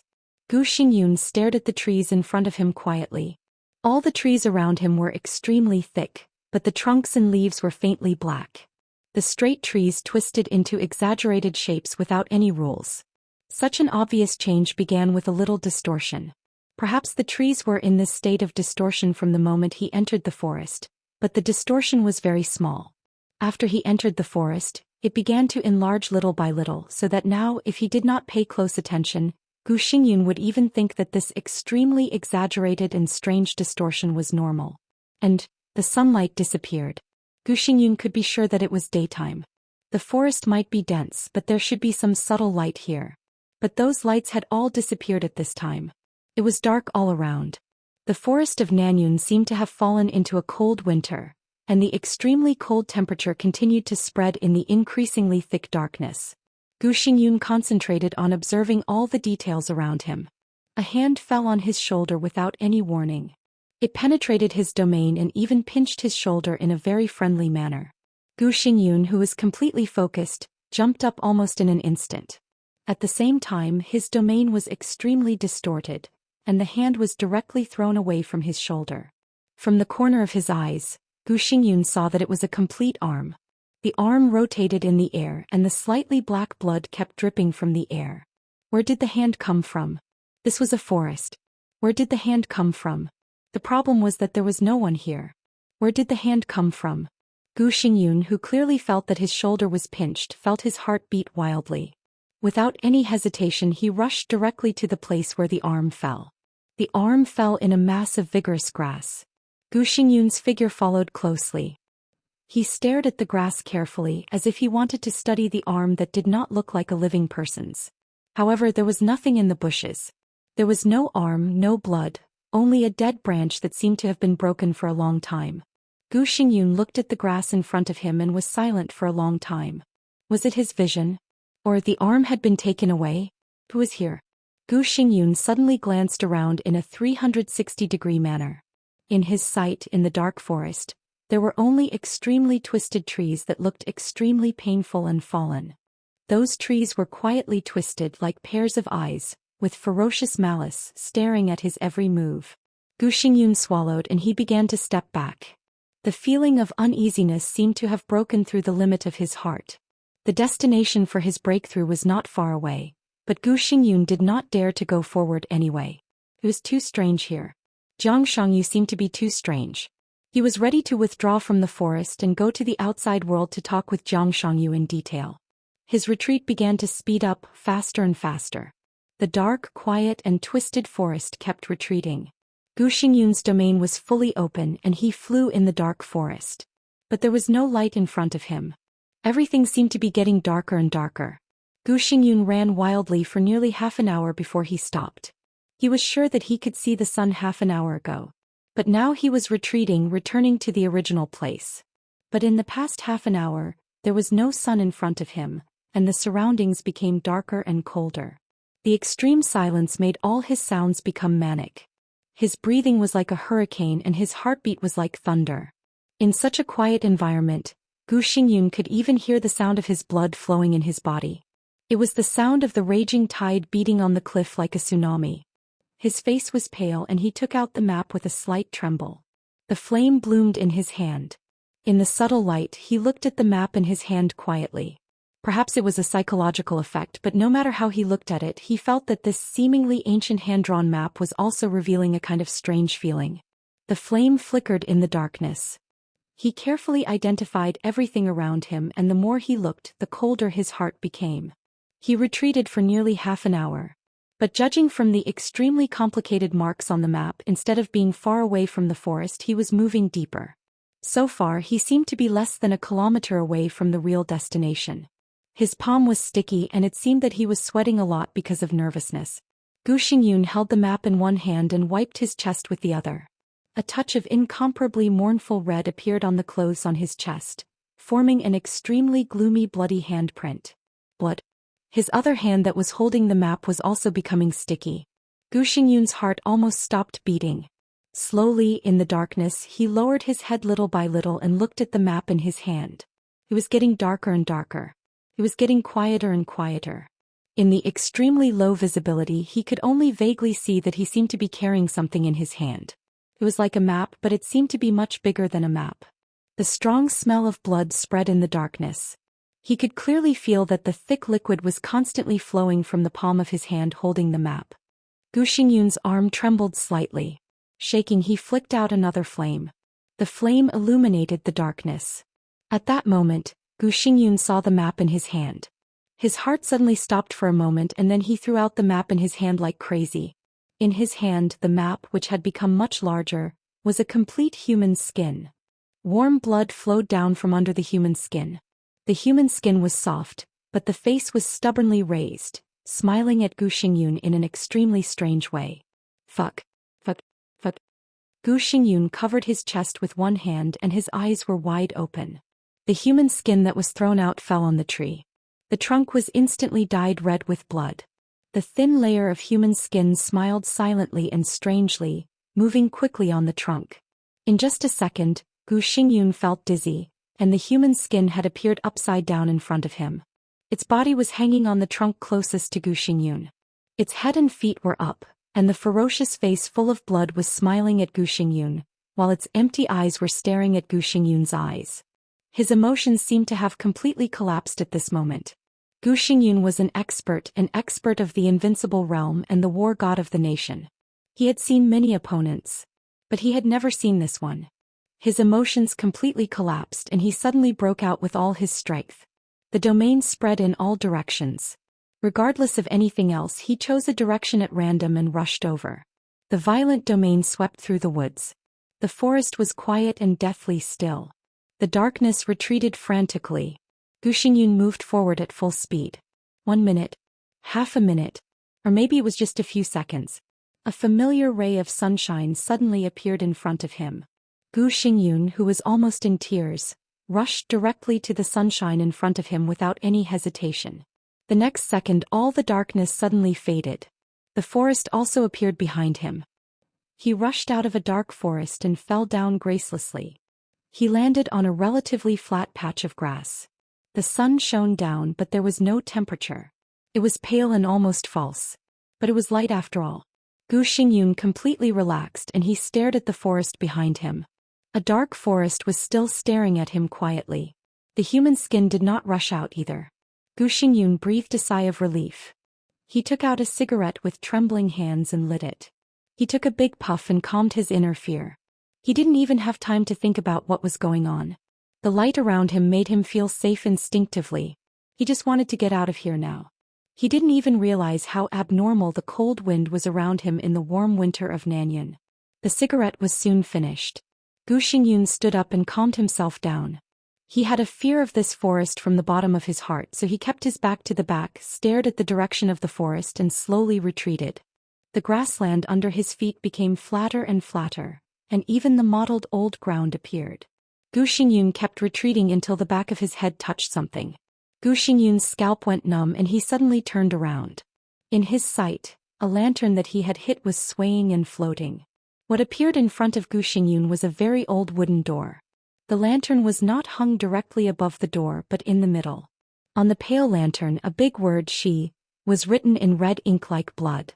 The white lantern and the red words made people feel uncomfortable no matter how they looked at it. Gu Xingyun carefully retreated for a distance and then looked around. All he could see were white lanterns everywhere. The red word "Shi" was everywhere. Old houses were neatly arranged on the street. Gu Xingyun seemed to be standing in the middle of the street. Gu Xingyun's heart began to sink and it kept sinking. His face became pale and there was no color at all. The cold wind between heaven and earth seemed to be more mournful. The sun seemed to be gradually dimming. Gu Xingyun looked at the surrounding environment in silence. It was a village. To be exact. This was the hand-drawn map. No, it was marked on the human skin. Destination. Chapter 1098. For the first time in his life, Gu Xingyun felt a bone-piercing chill. For the first time he found that the wind and sunlight could be so cold, and that the light could be so pale. A slight wind blew in the village and the sun shone down from the sky. The wind, rain, and sunlight were warm at first, but the longer they stayed here, the colder they became. It was indescribable gloom and coldness. Little by little it pierced through the skin, froze the blood and froze the soul. He felt that his body was dying little by little, and his vitality began to decay, become pale and become dead. He became perfectly integrated with the village in front of him. Who is Zhang Shangyu? In a trance, Gu Xingyun suddenly began to think about this question and quickly came up with a vague answer. The vague answer could not be said to be Gu Xingyun's mistake, but it could also be said to be his biggest mistake. He did pay attention to Zhang Shangyu. Whether it was the special status of the Jiang family or Zhang Shangyu himself, they were worthy of Gu Xingyun's attention. He wanted to draw the Jiang family into the special warfare group, and draw Zhang Shangyu into the special warfare group. Zhang Shangyu was undoubtedly a very outstanding young man, and he could even be said to be a very outstanding one. Gu Xingyun attached great importance to him. In order to completely tie Zhang Shangyu to Kunlun City, he even thought about marrying his daughter Li Qingqing to him. But it was also undeniable that he did not absolutely attach importance to Zhang Shangyu. He was easy to talk to, easy to get along with, ambitious to a certain extent, controllable, non-threatening, low-key and calm. In the eyes of everyone including Gu Xingyun, Zhang Shangyu was roughly such an image. It was not until now that Gu Xingyun suddenly realized that Zhang Shangyu, who was hiding behind that image, did not reveal not only his strength, but this village might be his biggest secret. His brain was a little chaotic, but the fear in his heart was gradually dissipating. With his willpower he naturally could not be frightened to collapse. What he experienced today might be a little weird, but Gu Xingyun could be sure that in the current situation of himself, Zhang Shangyu and Li Guangtu, this cooperation was beneficial to both sides. At least for the time being, Zhang Shangyu and Li Guangtu still needed to use their status to place their forces in various positions in the special warfare system of Zhongzhou State, and they had no reason to harm him. Gu Xingyun calmed down a little and looked at the small village in front of him. The village seemed to be quite old. The houses looked very old and the internal layout seemed to be filled with the limitations of the times. The streets were very narrow, so it looked especially gloomy. White lanterns were hung on the doors of every house in the village, fluttering in the wind. The blood-red happiness character swayed slightly, and the whole village was filled with a very strange jubilation. Gu Xingyun seemed to be standing in the middle of the street, where he could see the outline of the village to the greatest extent. The street was very narrow but extremely clean. It was obvious that someone had just cleaned it not long ago. However, standing in the village, Gu Xingyun did not feel any signs of activity. A deathly silence spread throughout the village. Under the sunlight, there were no signs of activity in the village. It looked like a mountain village that had been abandoned for a long time. Gu Xingyun felt that something was wrong, but he still couldn't tell what was wrong. He walked quietly on the street and soon walked through the whole village. The village was not big, with only about 200 households. But there was no one in the entire village. All the doors of the households were closed. In the absolute silence, even the sound of the wind seemed to have disappeared. Gu Xingyun slowed down his breathing and returned to the position where he had stood at the beginning. In front of him was a relatively large house. The pale lanterns swayed in the wind, the dark wooden door and the quiet atmosphere. The scene in front of him seemed to be indescribably cold. Gu Xingyun hesitated and finally took 2 steps forward. He pulled the black metal ring on the wooden door and slapped it on the door. He slapped it. The sound of slapping was extremely harsh in the quiet environment, and it went far away from the deep street. Gu Xingyun's face became a little pale again. As an expert of the invincible realm, the willpower would not frighten him to the point of collapse, but everything he had experienced today was challenging his psychological endurance. His domain had shrunk to the extreme, and his body was completely tense, as if he was worried that something would suddenly rush out from behind the door. Gu Xingyun was now in a state of battle. There was no sound at the door and no one came to open the door. Gu Xingyun hesitated and increased the sound of slapping again. The sound of slapping the door went farther on the street and it sounded a little noisy. But the door was still silent. Even the nearby residents didn't make any sound. Gu Xingyun gritted his teeth and put his palm on the door. After hesitating for a few seconds, his palm slightly exerted force. Bang! The wooden latch that locked the door was broken by the force. The black door opened a gap to the inside. A cold airflow came to his face. Gu Xingyun's body shook subconsciously. He looked around and there was no change around, but the cold doorway inside the door was dark. Gu Xingyun always felt that there was a pair of blood-red eyes at the door, staring at him. Phew, phew. Gu Xingyun took a few deep breaths, gritted his teeth and pushed the door open a little again. The creaking sound was so clear that it was almost torturous. The pair of eyes at the door didn't appear and there was only some dry firewood in the doorway. Gu Xingyun gritted his teeth and walked in. He had completely concentrated his attention, ready to face any unexpected situation at any time. But nothing happened. After walking out of the doorway, there was a simple courtyard. The wall facing the doorway was painted with an extremely oppressive black giant tree. A black cat was quietly lying on the wall, and a pair of eyes with contracted pupils were staring at Gu Xingyun silently. Gu Xingyun stopped. The black cat stared at him silently. A man and a cat confronted each other for about half a minute. Gu Xingyun, whose body was tense, slowly took a step forward. The black cat didn't move. He moved forward again. The black cat still didn't move. Until Gu Xingyun walked to the black cat. The black cat kept lying on the ground, looking at the front silently. Gu Xingyun squatted down carefully, tentatively stretched out his hand, and put it on the black cat's body. The black cat was very hard. But its fur was extremely soft. It seemed to be a sculpture so realistic that even Gu Xingyun couldn't tell whether it was real or fake when he observed it closely. A sculpture with the skin of a real cat. Skin? Gu Xingyun suddenly thought of the human skin that looked like a map. He felt disgusted, stood up quickly and walked to the front hall. He knocked on the door of the front hall as well. There was no response. Gu Xingyun hesitated, carefully pushed the door open and walked in. The dark room avoided the sunlight to the greatest extent. The room was a little damp, with a touch of moldy smell that seemed to have been left for a long time. Is anyone at home? Gu Xingyun stood in the front hall and shouted with a voice loud enough for the whole courtyard to hear. His voice seemed to be magnified countless times in an instant, and the huge sound waves made his heart skip a beat. But in the next second his huge sound waves seemed to be swallowed up in an instant, and the loud sound instantly became softer and then louder again. The transmission of the sound seemed to become completely chaotic without any rules. The word, ask, was like thunder. but the voice of the latter few words was so low that even Gu Xingyun himself didn't hear it clearly. When it came to the last two words, the voice suddenly became louder. When Gu Xingyun's question appeared in his own ears, it became an inexplicable sentence. Is it home? Gu Xingyun clenched his fists and waited for a long time, but he didn't get any response. There was dead silence in the courtyard without any vitality.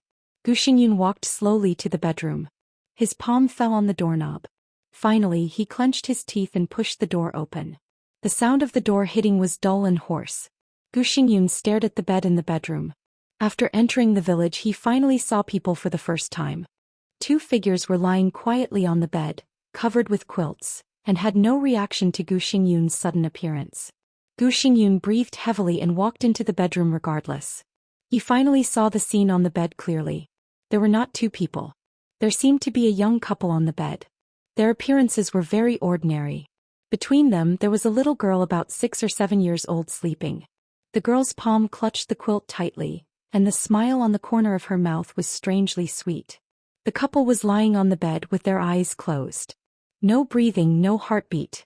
But their posture was too peaceful and leisurely. Gu Xingyun couldn't even be sure whether they were dead bodies or ordinary people who were sleeping soundly.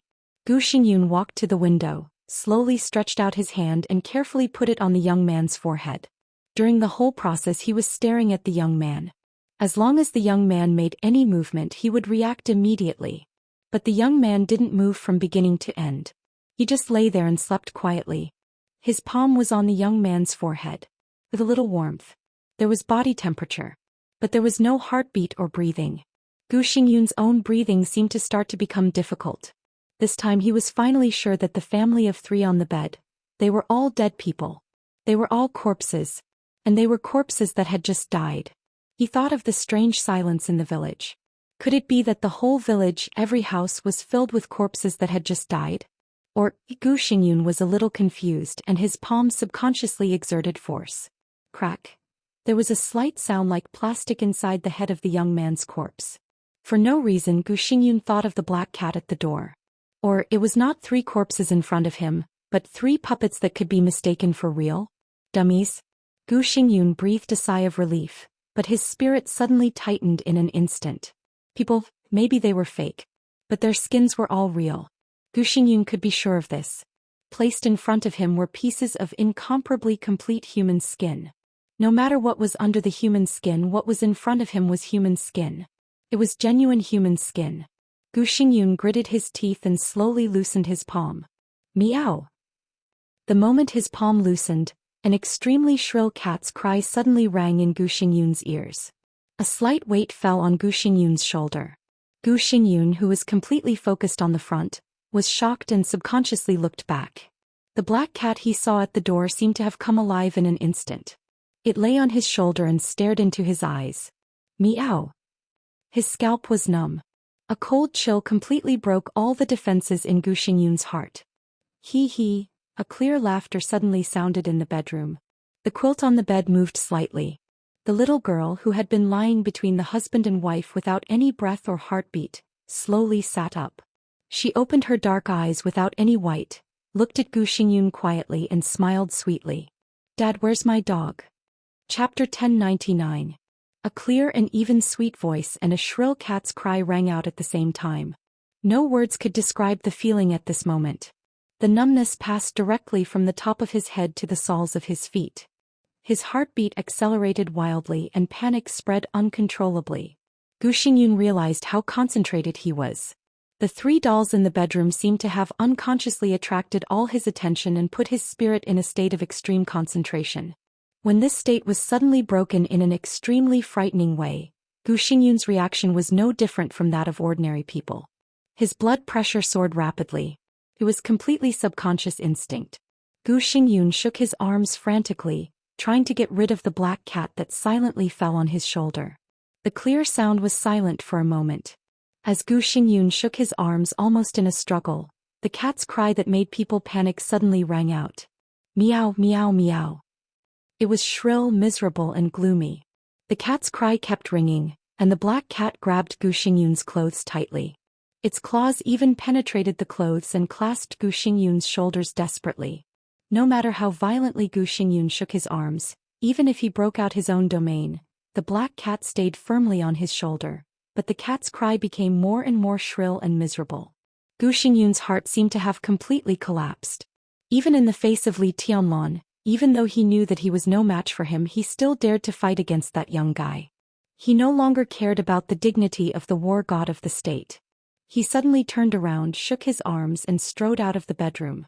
The high-pitched and shrill cat's cry spread from the bedroom to the front hall, to the courtyard and even throughout the village. Gu Xingyun rushed directly to the door.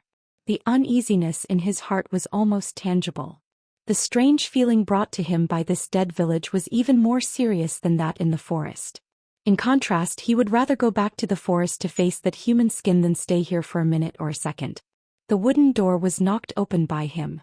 The moment he stepped out of the door, his shoulder was slightly lighter. The black cat that had been grabbing onto his shoulder leapt up lightly and jumped down from his shoulder. It lay at the door, staring at Gu Xingyun with its gradually blood-red eyes, but it did not go out. Gu Xingyun did not feel relieved at all. Standing outside the door, a chill that almost froze him completely seemed to have swallowed all of his consciousness. The village, the streets. The street was still the same street that he was not familiar with, but it was not unfamiliar either. It looked the same, but it had changed a lot. The same clean, narrow road. The same squat house.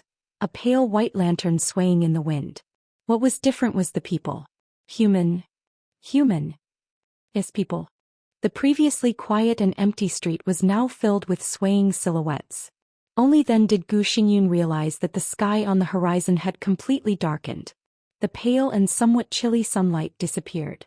Night fell. It seemed to be a clear dividing line. When the night shrouded the village, the whole village came to life. Creak. The sound of the door being pulled open rang out. The doors of the houses on the street were pulled open one by one, and people walked out of their homes with all kinds of expressions and emotions. After entering the village, Gu Xingyun heard a sound for the first time. "And I'll go to school tomorrow." A very young villager walked to the side of a middle-aged woman and said with a bright smile. The middle-aged woman nodded and sighed. "Old Lu's son, I don't know what kind of girl he's looking for. I want to eat fried paste noodles." The young man scratched his head. The woman glanced at him. My husband is going to hunt in the mountains tomorrow. There seems to be a wild boar in the mountains." The young man scratched his head. "I still don't want to marry him. I heard that he is ready to propose, but his family is not easy to get along with." The woman sighed. "I'm going to the construction site tomorrow. I don't know if it's easy to buy a ticket. I can afford 5 million yuan. The young man smiled. "But is it your first time?" The voices around began to increase. The villagers gradually became energetic. Everyone saw that their close neighbors were greeting each other. "Second sister-in-law, is your son in the city? I don't know what to eat. Alas. I'm going to be late tomorrow. I don't know if my salary will be deducted. I'm going to be late tomorrow.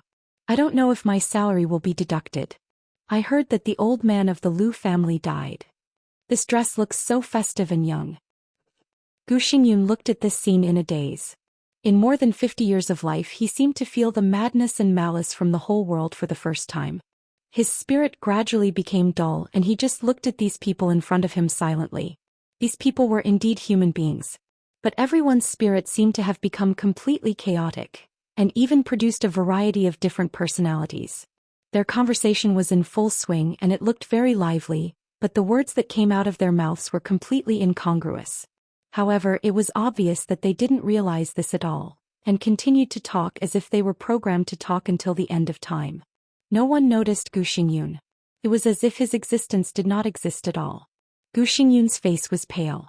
Looking at the increasingly lively street in front of him, he was covered with cold sweat. He was really a little scared. He didn't want to stay here for a second in this crazy and chaotic village. Thus, he quietly walked into the crowd of villagers. Being in close contact with these villagers, his hands and feet were cold, and he carefully moved in the direction in his memory. He walked very slowly. But his destination was very clear. Obviously, he didn't lose his way. He wanted to go back to the forest, cross the forest and return to Nanyun and Yuzhou. Even the ice and snow of Kunlun City at the foot of Mount Qingyun were much warmer than here. He didn't know where this place was. But he knew very well that only the place outside this damn place was the real human world. The street gradually came to an end. Thus, Gu Xingyun naturally entered an extremely narrow alley. Gu Xingyun couldn't help swallowing. He remembered very clearly that the small alley around him didn't exist at all not long ago. At the end of the street he should see the forest. But now the forest was gone. The moment Gu Xingyun turned around, the street disappeared. The place where he came in had become a wall. All the bustling and noisy sounds outside the street disappeared instantly. The whole village seemed to become dead silent again. The back road completely disappeared. Forward became the only way. There were no street lights in the village. It was dead silent and dark. Gu Xingyun's breathing became more and more rapid. He walked forward carefully. Maybe after a minute or 5 minutes his eyes finally adapted to the darkness around him. The visibility in front of him was still extremely low. But vaguely he seemed to see a person standing at the end of the alley. Maybe it was standing, or maybe it wasn't. It seemed to be a woman. Her long hair completely covered her face, and it was unscrupulously draped in front of her. In the night, her red dress seemed to be glowing with a blood-like mournful luster. Her body was bent forward and her body was twisted into a strange angle. She stretched out her hands and was moving towards Gu Xingyun little by little. There was no way back. In the absolutely dark and quiet alley, Gu Xingyun was walking face to face with the thing at the end of the alley. He couldn't see the face behind the long hair, but he instinctively felt that the other party's eyes were staring at him coldly. Deep breath, relax. Deep breath, relax. Gu Xingyun kept adjusting his breathing, but his steps were getting slower and slower as if they were filled with lead. It seemed to be aware of his speed. The distorted red figure at the end of the alley suddenly began to accelerate. Its body became more and more distorted, and its long arms rushed directly to Gu Xingyun. Fuck. Gu Xingyun, whose heart was about to collapse, roared directly. The domain that was condensed to the extreme suddenly exploded around him. The turbulent power surged wildly, and his body rushed directly to the red shadow. Fight. He could only fight. This was the only choice. The domain was vast and mighty. Gu Xingyun appeared directly at the position of the red shadow. Beyond was darkness and dead silence. The night was so dense that it seemed eternal. But the red shadow suddenly disappeared. Everything that had just happened seemed to be an illusion. It was as if that figure had never existed. Tick, tick. The ticking sound, which was close at hand, came from behind Gu Xingyun. The sound was light, but it was deafening. The strong smell of blood continued to spread. It was blood. To be exact, it was the sound of blood falling on the ground. Gu Xingyun thought of the red shadow that disappeared. The other party didn't disappear. It behind me. Gu Xingyun suddenly turned around. It was still dark. There was no twisted red shadow. However, the faintly discernible smell of blood in the surroundings continued to spread. Tick, tick. The sound of blood dripping sounded from behind Gu Xingyun again. Gu Xingyun turned around again at a faster speed. Tick, tick. The sound of blood dripping was still behind him. The smell of blood was getting stronger. Gu Xingyun stood where he was. He slowly lowered his head and looked at his feet. The sticky blood had covered the road under his feet and it was extremely sticky. The sound of dripping became clearer, and drops of blood seemed to fall on Gu Xingyun's body. He was a little dizzy. He was in a trance. Gu Xingyun shook his head hard. He knew that the thing was closely behind him and it was even about to stick to him. But every time he turned around, the other party seemed to appear behind him. He couldn't see it. As if he could never see it. Gu Xingyun tried to take a step forward. His whole body was soft and he seemed to be extremely weak. 2 clear footsteps could be heard on the blood-soaked ground. The thing behind him moved almost at the same time as him. Gu Xingyun stopped again. The thing behind him also stopped. It seemed that something had stuck to his back. It was faintly discernible. Gu Xingyun didn't know if it was his illusion. His cell phone suddenly rang. It was supposed to be very soft music, but in the current atmosphere, it was indescribably harsh with a strong ominous aura. Gu Xingyun trembled slightly and subconsciously took out the phone. The phone that had no signal for a long time had full signal bars at this time. Jiang Shangyu's name was shaking on the phone. Gu Xingyun gritted his teeth and answered the phone directly without any hesitation. Your Highness, I'm sorry. There was an accident. I'm late. Jiang Shangyu's gentle voice sounded on the other end of the phone. As he spoke, the blood on the ground began to disappear, and the alley began to disappear. All kinds of chaotic sounds rang in his ears again. Gu Xingyun held the phone and his body trembled. He suddenly found that everything just now seemed to be extremely illusory. He did not move his body. His body was still standing by the gate and the black cat behind him was still staring at him. He stood on the street, listening to the chaotic conversation around him. I can assure you that it was an accident. Jiang Shangyu's voice was apologetic and sincere, but it was extremely terrifying in Gu Xingyun's ears. The corner of his mouth moved with difficulty. He opened his mouth several times and finally made a sound. Where are you? The domain spread over silently. Jiang Shangyu's figure gradually took shape in the vague domain, and finally stood in front of Gu Xingyun. I'm sorry. Jiang Shangyu looked at his pale face and said again. Gu Xingyun looked at him in a daze. After a long time he asked in a hoarse voice, Where is this? This is my territory. Jiang Shangyu was silent for a while and laughed. It's my base. Of course, it will also be your highness's base in the future. Your highness, you kept your promise and came here and I kept my promise to you. This will be one of our most important bases. From now on we are on the same side. He said slowly, stretched out his palm to Gu Xingyun and said in a low voice, Your Highness Gu Xingyun, welcome to the Shadow World. Chapter 1100. After attending Qin Fengqing's funeral, Li Tianlan returned to the hotel. He had his own property in Yuzhou. Now many people were eyeing it but no one dared to do anything about it. The prince's mansion, which could be exchanged for astronomical amounts of money as long as he opened his mouth, was his property. But it was the wedding house prepared for him and Dongqing Rushi by the Dongqing clan. If Dongqing Rushi was in good condition, Li Tianlan would not mind taking Qin Weibai to live in it.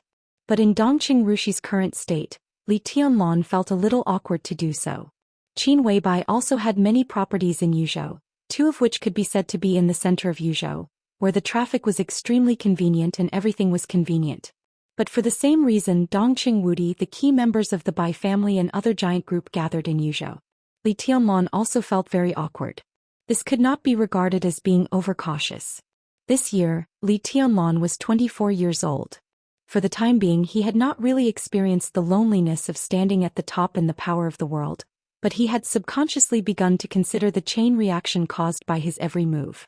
Especially in this sensitive period, Li Tianlan did not know how many times he had told himself that at this stage he could not take a wrong step. So after thinking about it he still lived in the hotel.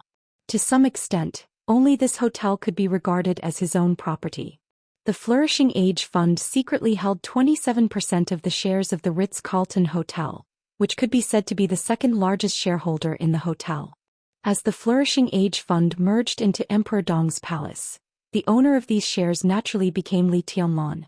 After dinner in his own hotel, Li Tianlan received a call from Dongqing Wudi. Dongqing Wudi's voice sounded very calm on the phone, but perhaps it was a psychological illusion. Li Tianlan always felt that his tone was a little depressed. Tianlan, come and have a cup of tea at home. Dongqing Wudi said slowly. Li Tianlan looked at his watch. At 8 o'clock in the evening, after attending Qin Fengqing's funeral, Dongqing Wudi went to the army headquarters building. Until now he probably had not eaten. Li Tianlan smiled and said softly, Let's have dinner together. I'll go there now. There are a few good dishes in the hotel. I'll take them there by the way. Dongqing Wudi smiled. Although he was a little depressed in his heart, there was still a touch of joy in his voice. Bring little Bai here and stay at home tonight. Li Tianlan hesitated for a moment and agreed. In Yuzhou the house that Dongqing Wudi mentioned was the manor of the Bai family. Li Tianlan silently thought about what had happened in the past few days. After thinking for about 2 or 3 minutes, he raised his head and said, Let's go together. Qin Weibai had just put down the phone to order food. She nodded and asked, Should we call the fatty? No need. Li Tianlan shook his head. He and Xingtian have been busy these days. Don't worry about him. Xianyuan Wuxian was very busy. On the day of Qin Fengqing's death, Li Huaqing held a meeting in the Qin family until 3 in the morning. During the nearly 14-hour meeting, Li Tianlan was under unimaginable pressure. At this stage, no matter how strong he was, he could not reach the point of dictating the entire world. Compromise, retreat, and when there was no other choice, no matter how unwilling he was, he had to make these decisions. At the meeting, it was decided that Hua Xingyang would temporarily preside over the work of the cabinet. At the same time, many departments of the cabinet were adjusted to a certain extent. In just a few days, it was said that there were some changes in by Qinxian's transfer. Unfavorable things happened one after another. Li Tianlan had almost no power to fight back and could only compromise for the time being. He had to be steady. He had to be steady. No matter what he did now, no matter what he did, his actions would be misunderstood or even misinterpreted into other meanings. The only thing he could do was to keep silent and keep making concessions in silence. Xianyuan Wushang also clearly felt Li Tianlan's pressure. He even took the initiative to transfer most of the pressure to himself. He almost made a guarantee that he would find out the cause of Qin Shi's death. With Qin Fengqing's death, Qin Shi, who died on the same day as him, was naturally thought by everyone to be killed by Li Tianlan. The same cause of death, the same mystery, and the same contact with Li Tianlan. All the clues were extremely unfavorable to Li Tianlan. Qin Fengqing's death had crossed the bottom line of Zhongzhou state. And Qin Shi's death, in the eyes of others, was almost like Li Tianlan slapping everyone in the parliament unscrupulously. This was also the main reason why he had been under great pressure these days. Xianyuan Wushang could not find out the cause of Qin Fengqing's death for the time being. But he could find out the truth of Qin Shi's death. Li Tianlan had been making concessions step by step. He had not left Yuzhou until now, waiting for the truth. So since he came back in the middle of the night, Xianyuan Wushang had locked himself in his room. It was said that he was fully cooperating with Xing Tian to investigate the cause of Qin Shi's death. Li Tianlan did not know how they could investigate the truth without going out. But perhaps Xianyuan Wushang's attitude was too firm, so Li Tianlan instinctively believed him.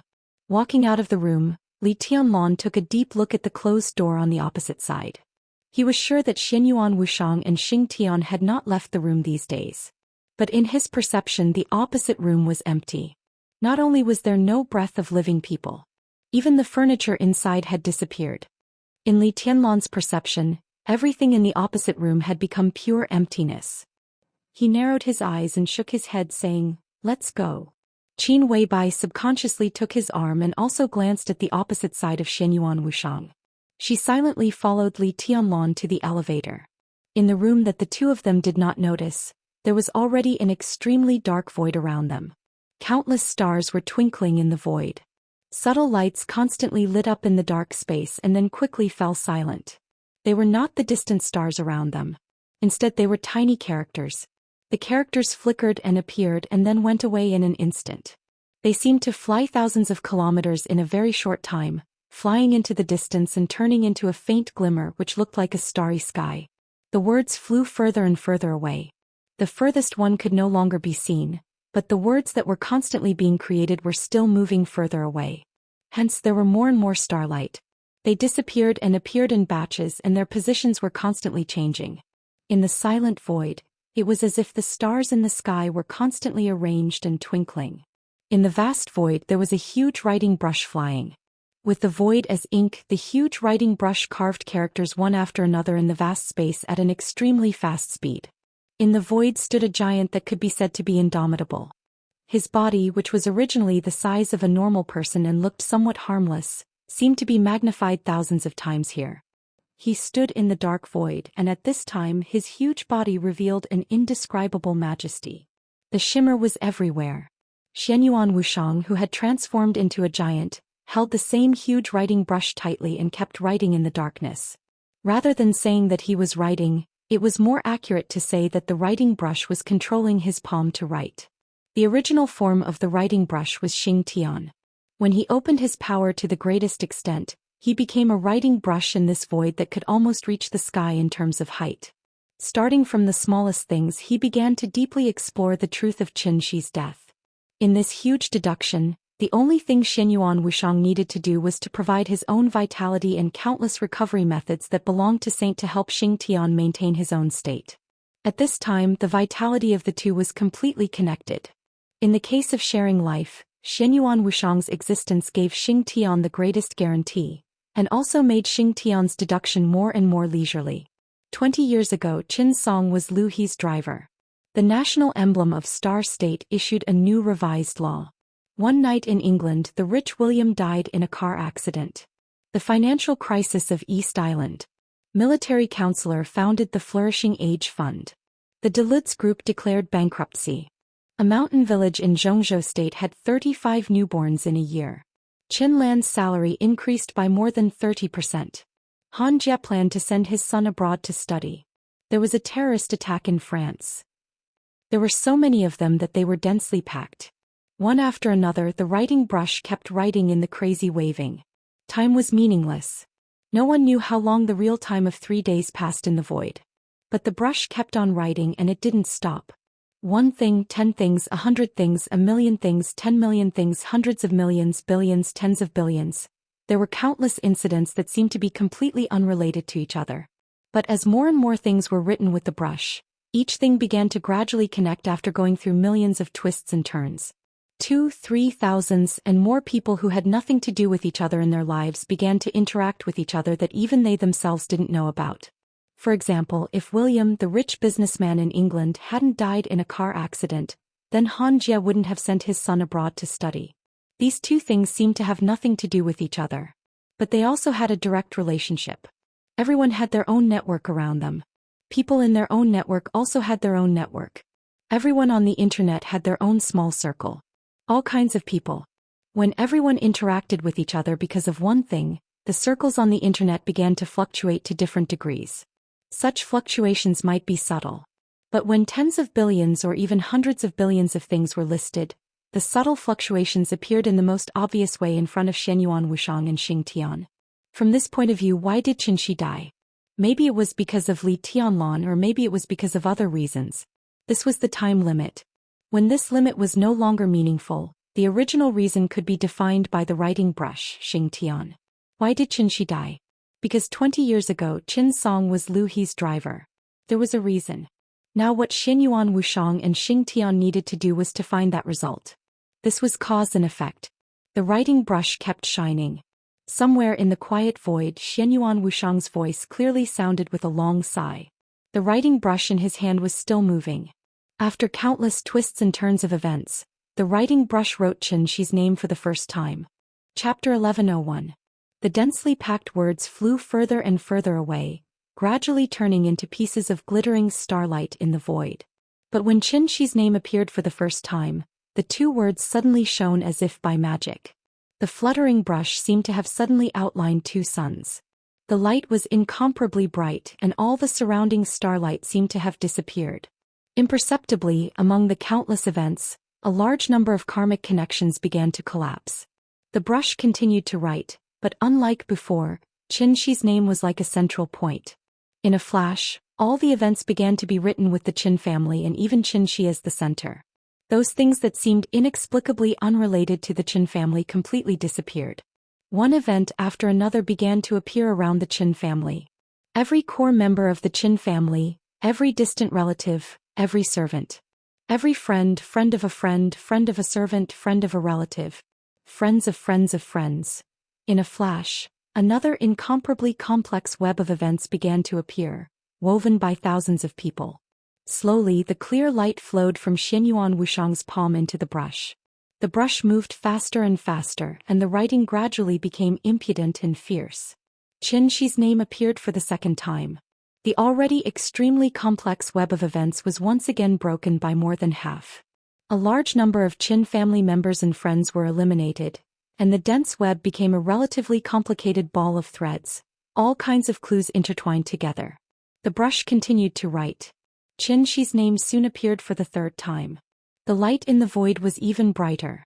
The complicated ball of threads was simplified a lot. At the same time, many suspects were eliminated. Qin Shi's name appeared for the fourth time. It was also at this time that the ball of threads intertwined with all kinds of clues began to become clear. Threads spread in all directions with Qin Shi as the center, connecting one seemingly unimportant event after another. The web of events began to become clear and simple. Qin Shi's name appeared for the fifth time.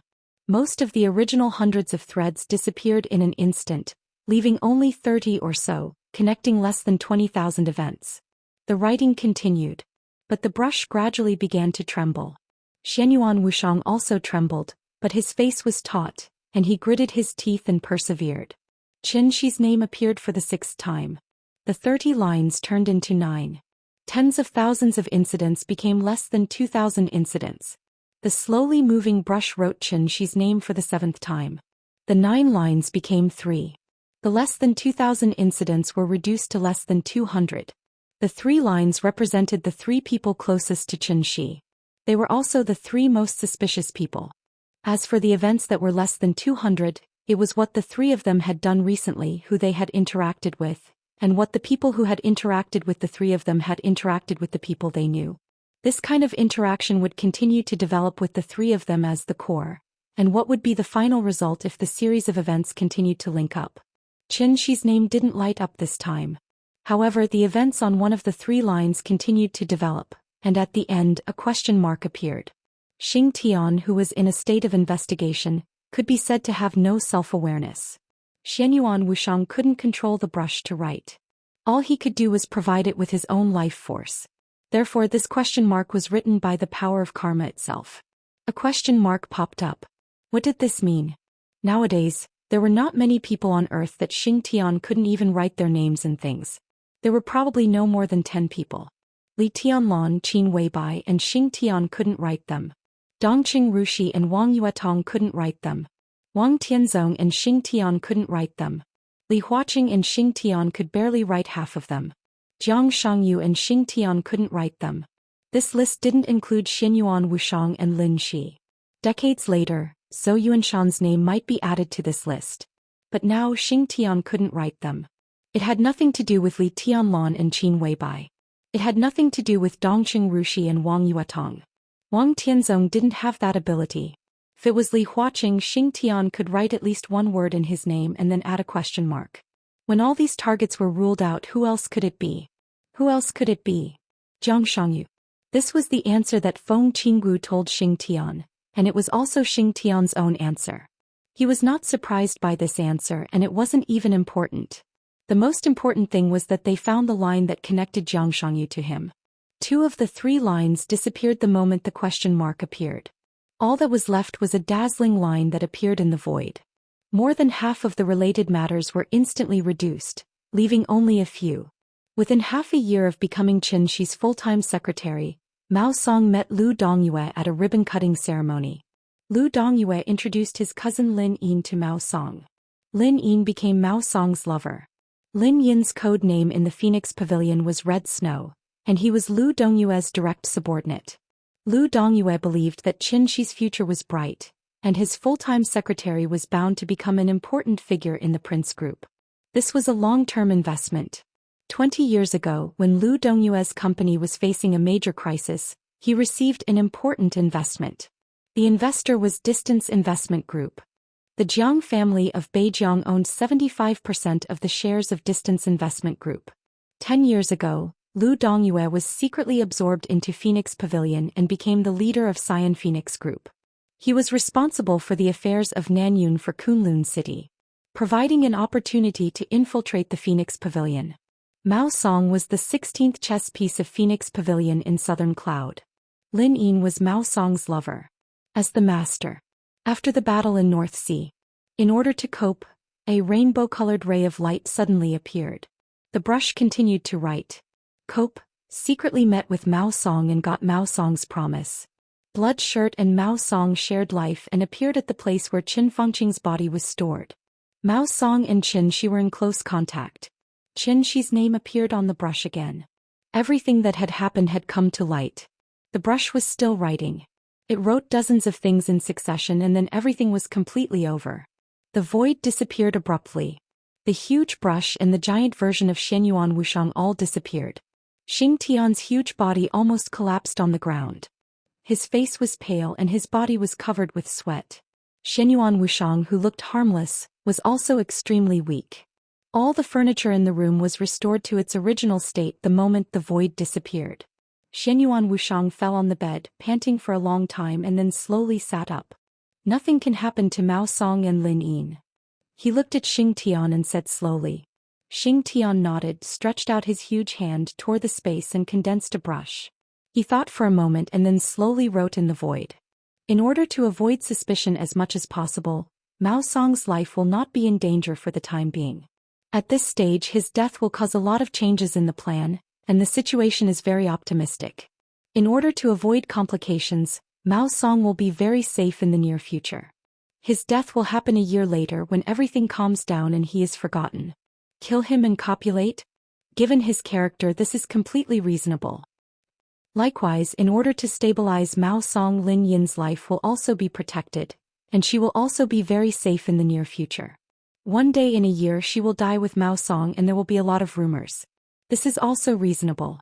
The words imprinted in the void flickered twice and then disappeared in the void.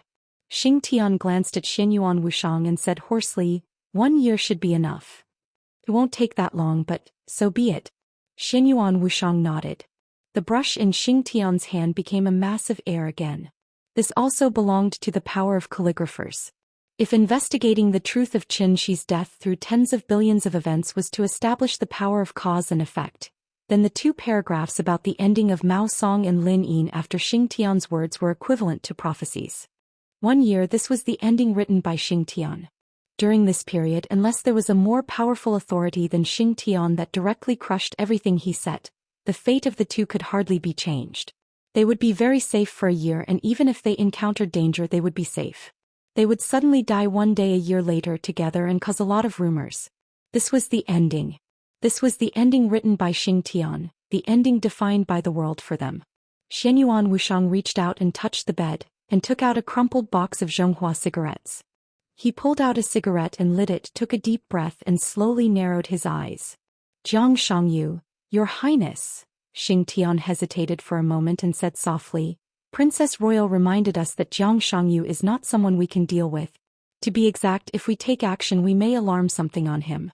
Maybe it already knows of our existence. Why do we need to take action to deal with Jiang Shangyu? Can't our big brother manipulate him? Xianyuan Wushang smiled. Besides, even if our big brother doesn't take action, Lin Shi came here with a mission. He needs to give us an explanation, so he will take action sooner or later. After taking a deep breath, he picked up his cell phone and began to make a call. While waiting for the number to be dialed, Xianyuan Wushang laughed comfortably and happily. Phoenix Pavilion, Gu Xingyun, Kunlun City, Jiang Shangyu. I'm afraid we have gained a lot this time. Unfortunately, there is only one chance.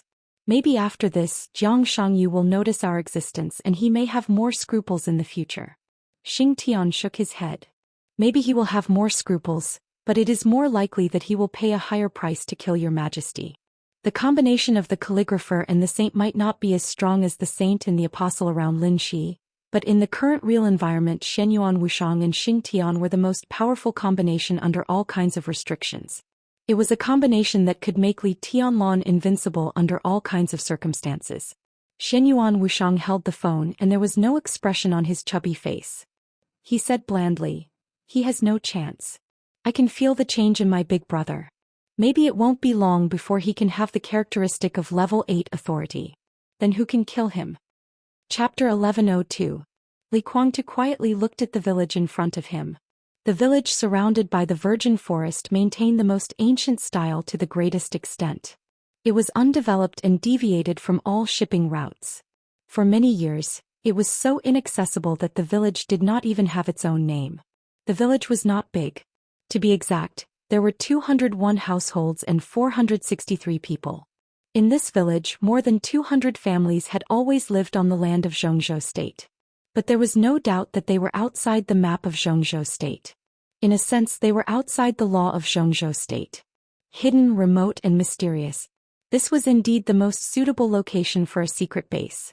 But backwardness and poverty also made it difficult for the owner of this base to train the most modern soldiers. Li Kuangtu looked at everything in front of him indifferently. This was the biggest trump card that Jiang Shangyu wanted to show him. He saw what he wanted. He was a little tempted but also a little regretful. Crack.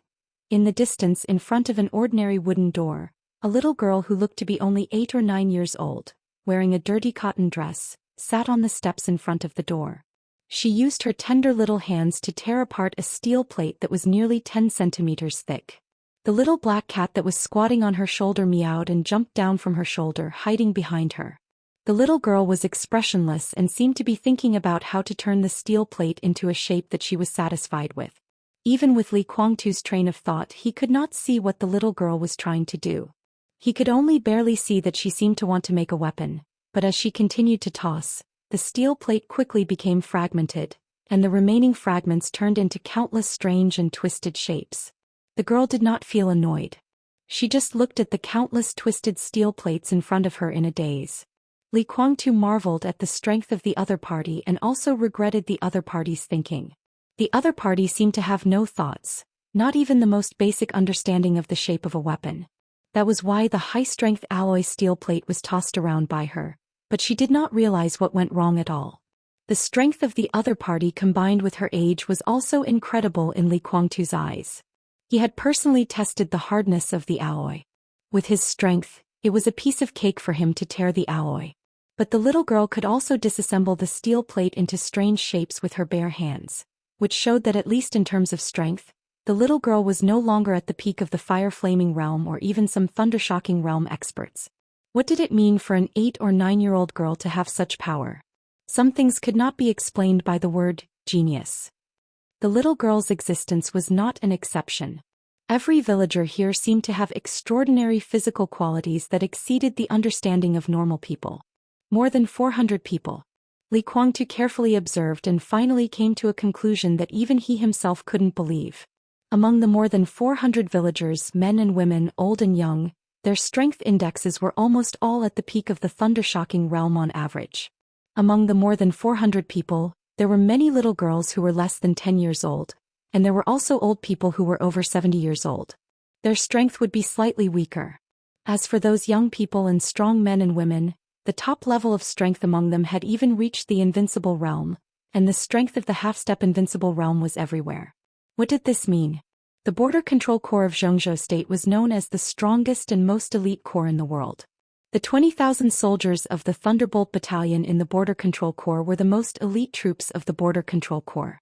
There were many reasons for the Thunderbolt Battalion's current status.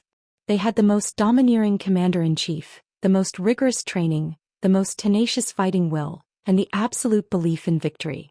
Among so many factors, the strength of the Thunderbolt Battalion was naturally the most important. The average strength of the 20,000 soldiers of the Thunderbolt Battalion was at the ice-condensing realm. They had surpassed the chi-controlling realm of the 4 realms of martial arts. Among the corps of tens of thousands of people, the Thunderbolt Battalion was the only large-scale army in the world whose average strength had reached the ice-condensing realm. Therefore they could defeat any enemy on any battlefield. They were invincible and invincible. 20,000 elite soldiers who were familiar with all kinds of combat methods, could skillfully use any weapon, and kept their physical functions at the peak. Even the top experts at the peak of the invincible realm did not dare to fight them head-on. And if the scale was further reduced, the Heaven Punishment Troop of the Wang family of Beihai was the peak of the small-scale super-elite troop. There were 300 people in the Heaven Punishment Troop. Their average strength was at the peak of the fire-flaming realm, and even close to the half-step thunderbolt realm. Such a troop was also a myth in the dark world. Zhongzhou state could also come up with this kind of lineup, but it would not do so. Any expert close to the thunder-shocking realm was a very important backbone in their respective troops. Except for the Wang family of Beihai, no one would be so extravagant as to form a super-elite troop with the backbone of these middle-level and high-level officers. Therefore, the Heaven Punishment Troop had existed for hundreds of years, but for hundreds of years, no super troop could really be as famous as the Heaven Punishment Troop. The closest to the overall strength of the All Heavens Troop was the Lin clan's Xianyuan sword, and the Li family's life-prolonging palace, Deathless Palace, and Sinluo Palace after Nirvana turned into the Purgatory of Heaven capital. But they were just close. And now, what Li Guangtu saw was a super-elite troop whose strength was a whole realm higher than that of the Heaven Punishment Troop, which was also a myth, and more than 100 people more than the Heaven Punishment Troop. More than 400 people. Their average strength was at the peak of the thunder-shocking realm. Even Li Guangtu felt his scalp tingle when he thought of this. More than 400 experts at the peak of the thunder-shocking realm and even close to the half-step invincible realm. If they had enough experience, tacit cooperation, perfect performance, and formed a perfect enough formation, Li Guangtu didn't know who could withstand their full outbreak. At least he could be sure that he couldn't. When the power of more than 400 experts close to the half-step invincible realm broke out as a whole, That kind of power was completely destructive. This kind of troop had never appeared in the wildest imagination of the boldest people. Because everyone knew it was impossible. The peak of the fire-flaming realm was already a middle-level and high-level officer in the army of the world's #1 hegemon country, Zhou state, and was the backbone of the army lineup. What did the peak of the thunder-shocking realm and the half-step invincible realm mean? This was the power of the general level. The experts who could go to the peak of the thunder-shocking realm would not be unknown in Zhou state. With such strength, as long as they were not stupid or there were no special reasons, they would at least be major generals, and most of them would be lieutenant generals. Put more than 400 generals together to form a troop? Let's put that aside first. Did Zhou state have the strength to come up with such a lineup? Even if they could, who would do it? The strength of such a troop was indeed extremely powerful, but once it was hit hard, the consequences would be disastrous. So the idea of forming a dream troop with the average strength of the peak of the thunder-shocking realm had never even appeared, and no one thought about it. But now, in this backward and remote village with almost no modern facilities, Li Kuangtu saw such a troop. A troop with the strength close to the half-step invincible realm. Apart from the surprise, Li Kuangtu's mind was completely filled with a feeling of disbelief. Of course, the so-called average strength here referred to the average strength. The average strength of the villagers did reach the level close to the half-step invincible realm. But in fact, Li Kuangtu could also see that they had almost no fighting consciousness, no fighting intuition, and no contact with martial arts. In this case, their physical functions and strength were strong enough, but if they were all pulled out to fight against the opponent, not to mention the 20,000 Thunderbolt Battalion, even the 300 Heaven Punishment Troop could kill these villagers several times in minutes. But Li Kuangtu was not disappointed at all. Fighting consciousness, fighting experience, and the level of martial arts, these things could be filled in without much effort. As for the most difficult level to reach, these villagers had all reached the standard. This also meant that the more than 400 villagers in front of him were like more than 400 pieces of white paper whose strength had reached the peak of the thunder-shocking realm, and they could draw at will into all kinds of shapes. A piece of white paper was good for drawing. Li Kuangtu took a deep breath. As his figure flashed, his body appeared beside Jiang Shangyu. Jiang Shangyu lay on a dry grassland, bathed in the pale, almost cold sunlight, with a licorice in his mouth, looking at the sun in the sky in a very leisurely manner. Li Kuangtu looked at him and was silent for a long time. Then he said seriously, word by word, "Amazing. I'm flattered." Jiang Shangyu smiled lazily and said, "The strength of these people has indeed reached a certain level, but it's not very useful for the time being. But the future is already worth looking forward to," Li Kuangtu said with some emotion. "So I said the future is mine." Jiang Shangyu laughed. Li Kuangtu was silent again. After a full 2 or 3 minutes he suddenly asked, "If these people have a certain degree of combat effectiveness and enough tacit understanding, do you think they can pose a fatal threat to Li Tianlan now?" "It's hard to say." Jiang Shangyu was also silent for a moment and then he shook his head. "But it doesn't matter. The trump card in my hand is indeed worth looking forward to, but now is far from the time for them to be exposed. Their strength can be further enhanced. When they really reach their limit, they can definitely pose a fatal threat to Li Tianlan. As for now, I'm not very clear." Li Kuangtu's body shook slightly. His mind was full of Jiang Shangyu's words. Their strength can be further enhanced. Further. His voice suddenly trembled a little. Further enhancement to what extent? To the invincible realm. Jiang Shangyu said blandly, "Of course it will take a long time, but it will come eventually.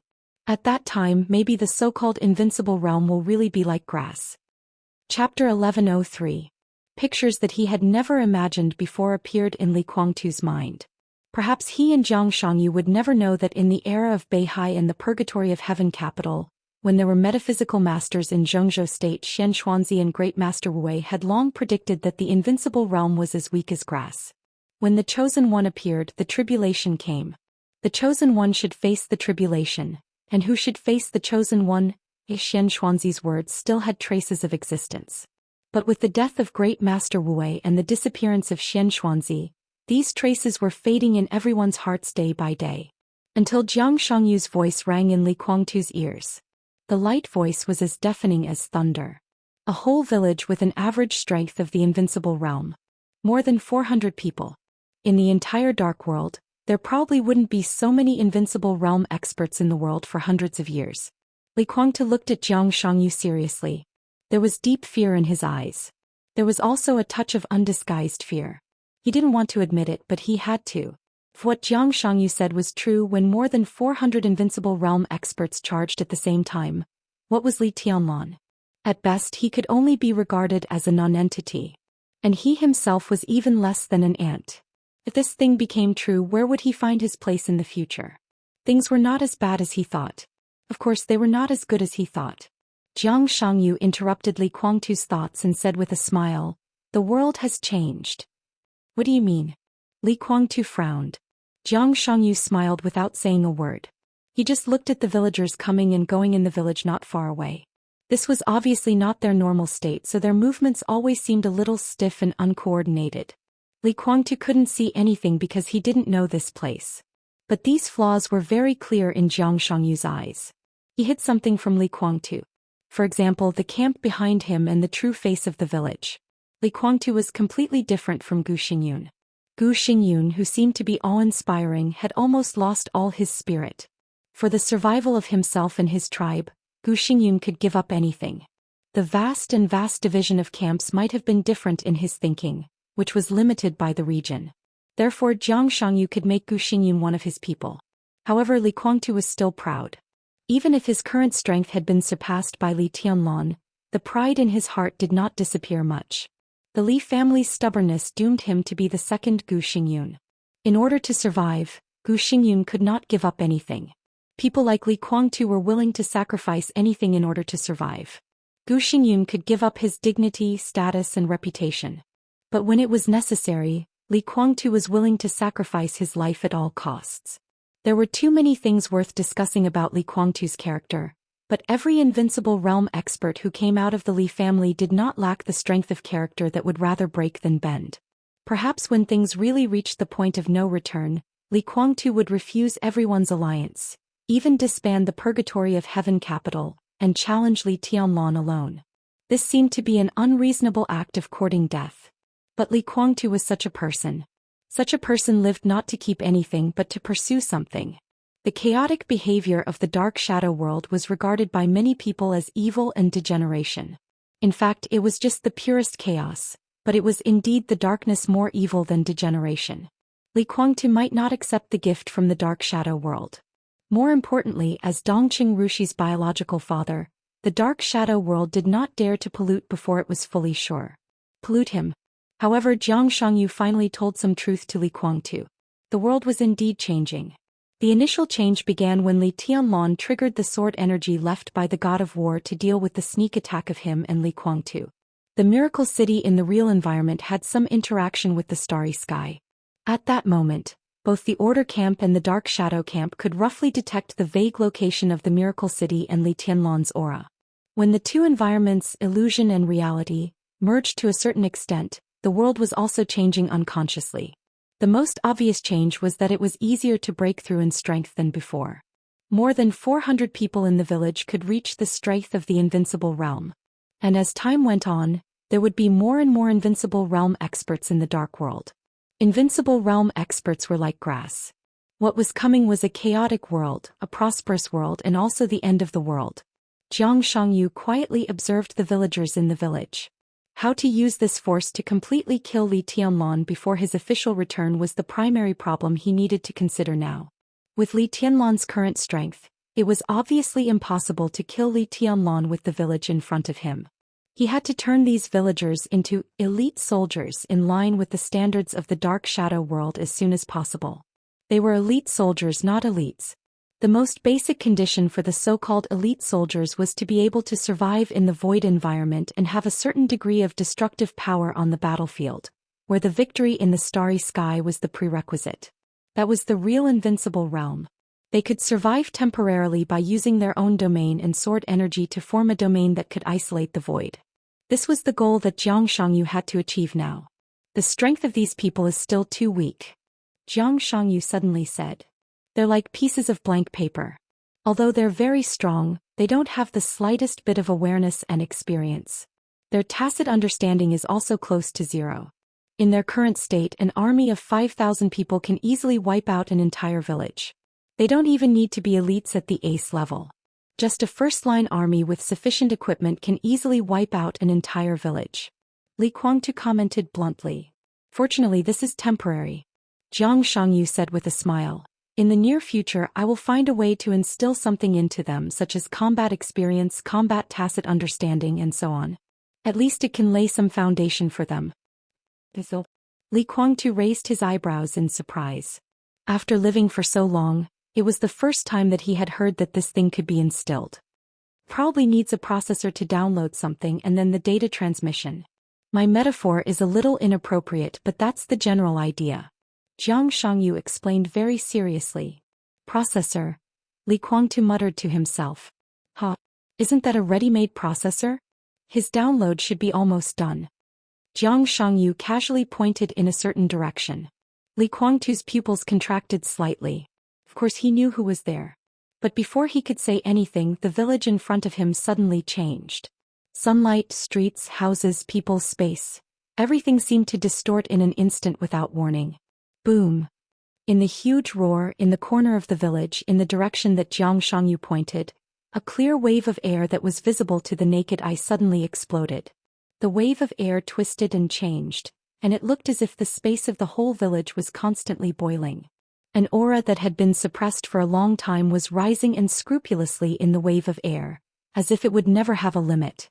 That was the aura close to the peak of the invincible realm. As soon as Li Guangtu came to this conclusion, the rising aura, it had directly crossed the threshold of the peak of the invincible realm. It was easy, natural, and without any reluctance.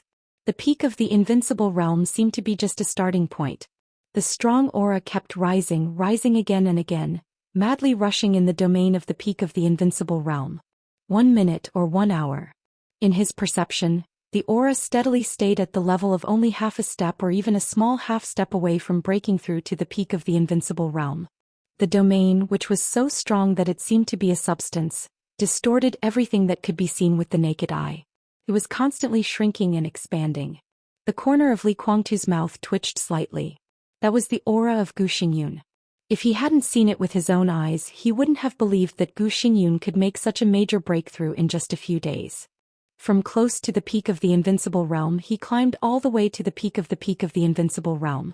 Half a year, 1 year, 2 years, maybe tomorrow, Gu Xingyun might break through again and stand at the same height as him. Gu Xingyun. Was this the processor that Zhang Shangyu mentioned? That was the fact. Gu Xingyun, who had successfully broken through, did not have time to be ecstatic. He didn't even have time to feel the changes in his body. At the moment of the breakthrough, he opened his eyes. In the deepest level of meditation, his surroundings had already become a void of nothingness. But the moment he opened his eyes, pieces of blood-red shimmer lit up in the void. In front of him, thousands of eyes appeared without any warning. Those pairs of eyes squeezed together and stared straight at Gu Xingyun. Every pair of eyes seemed to be speaking, conveying some kind of information to him.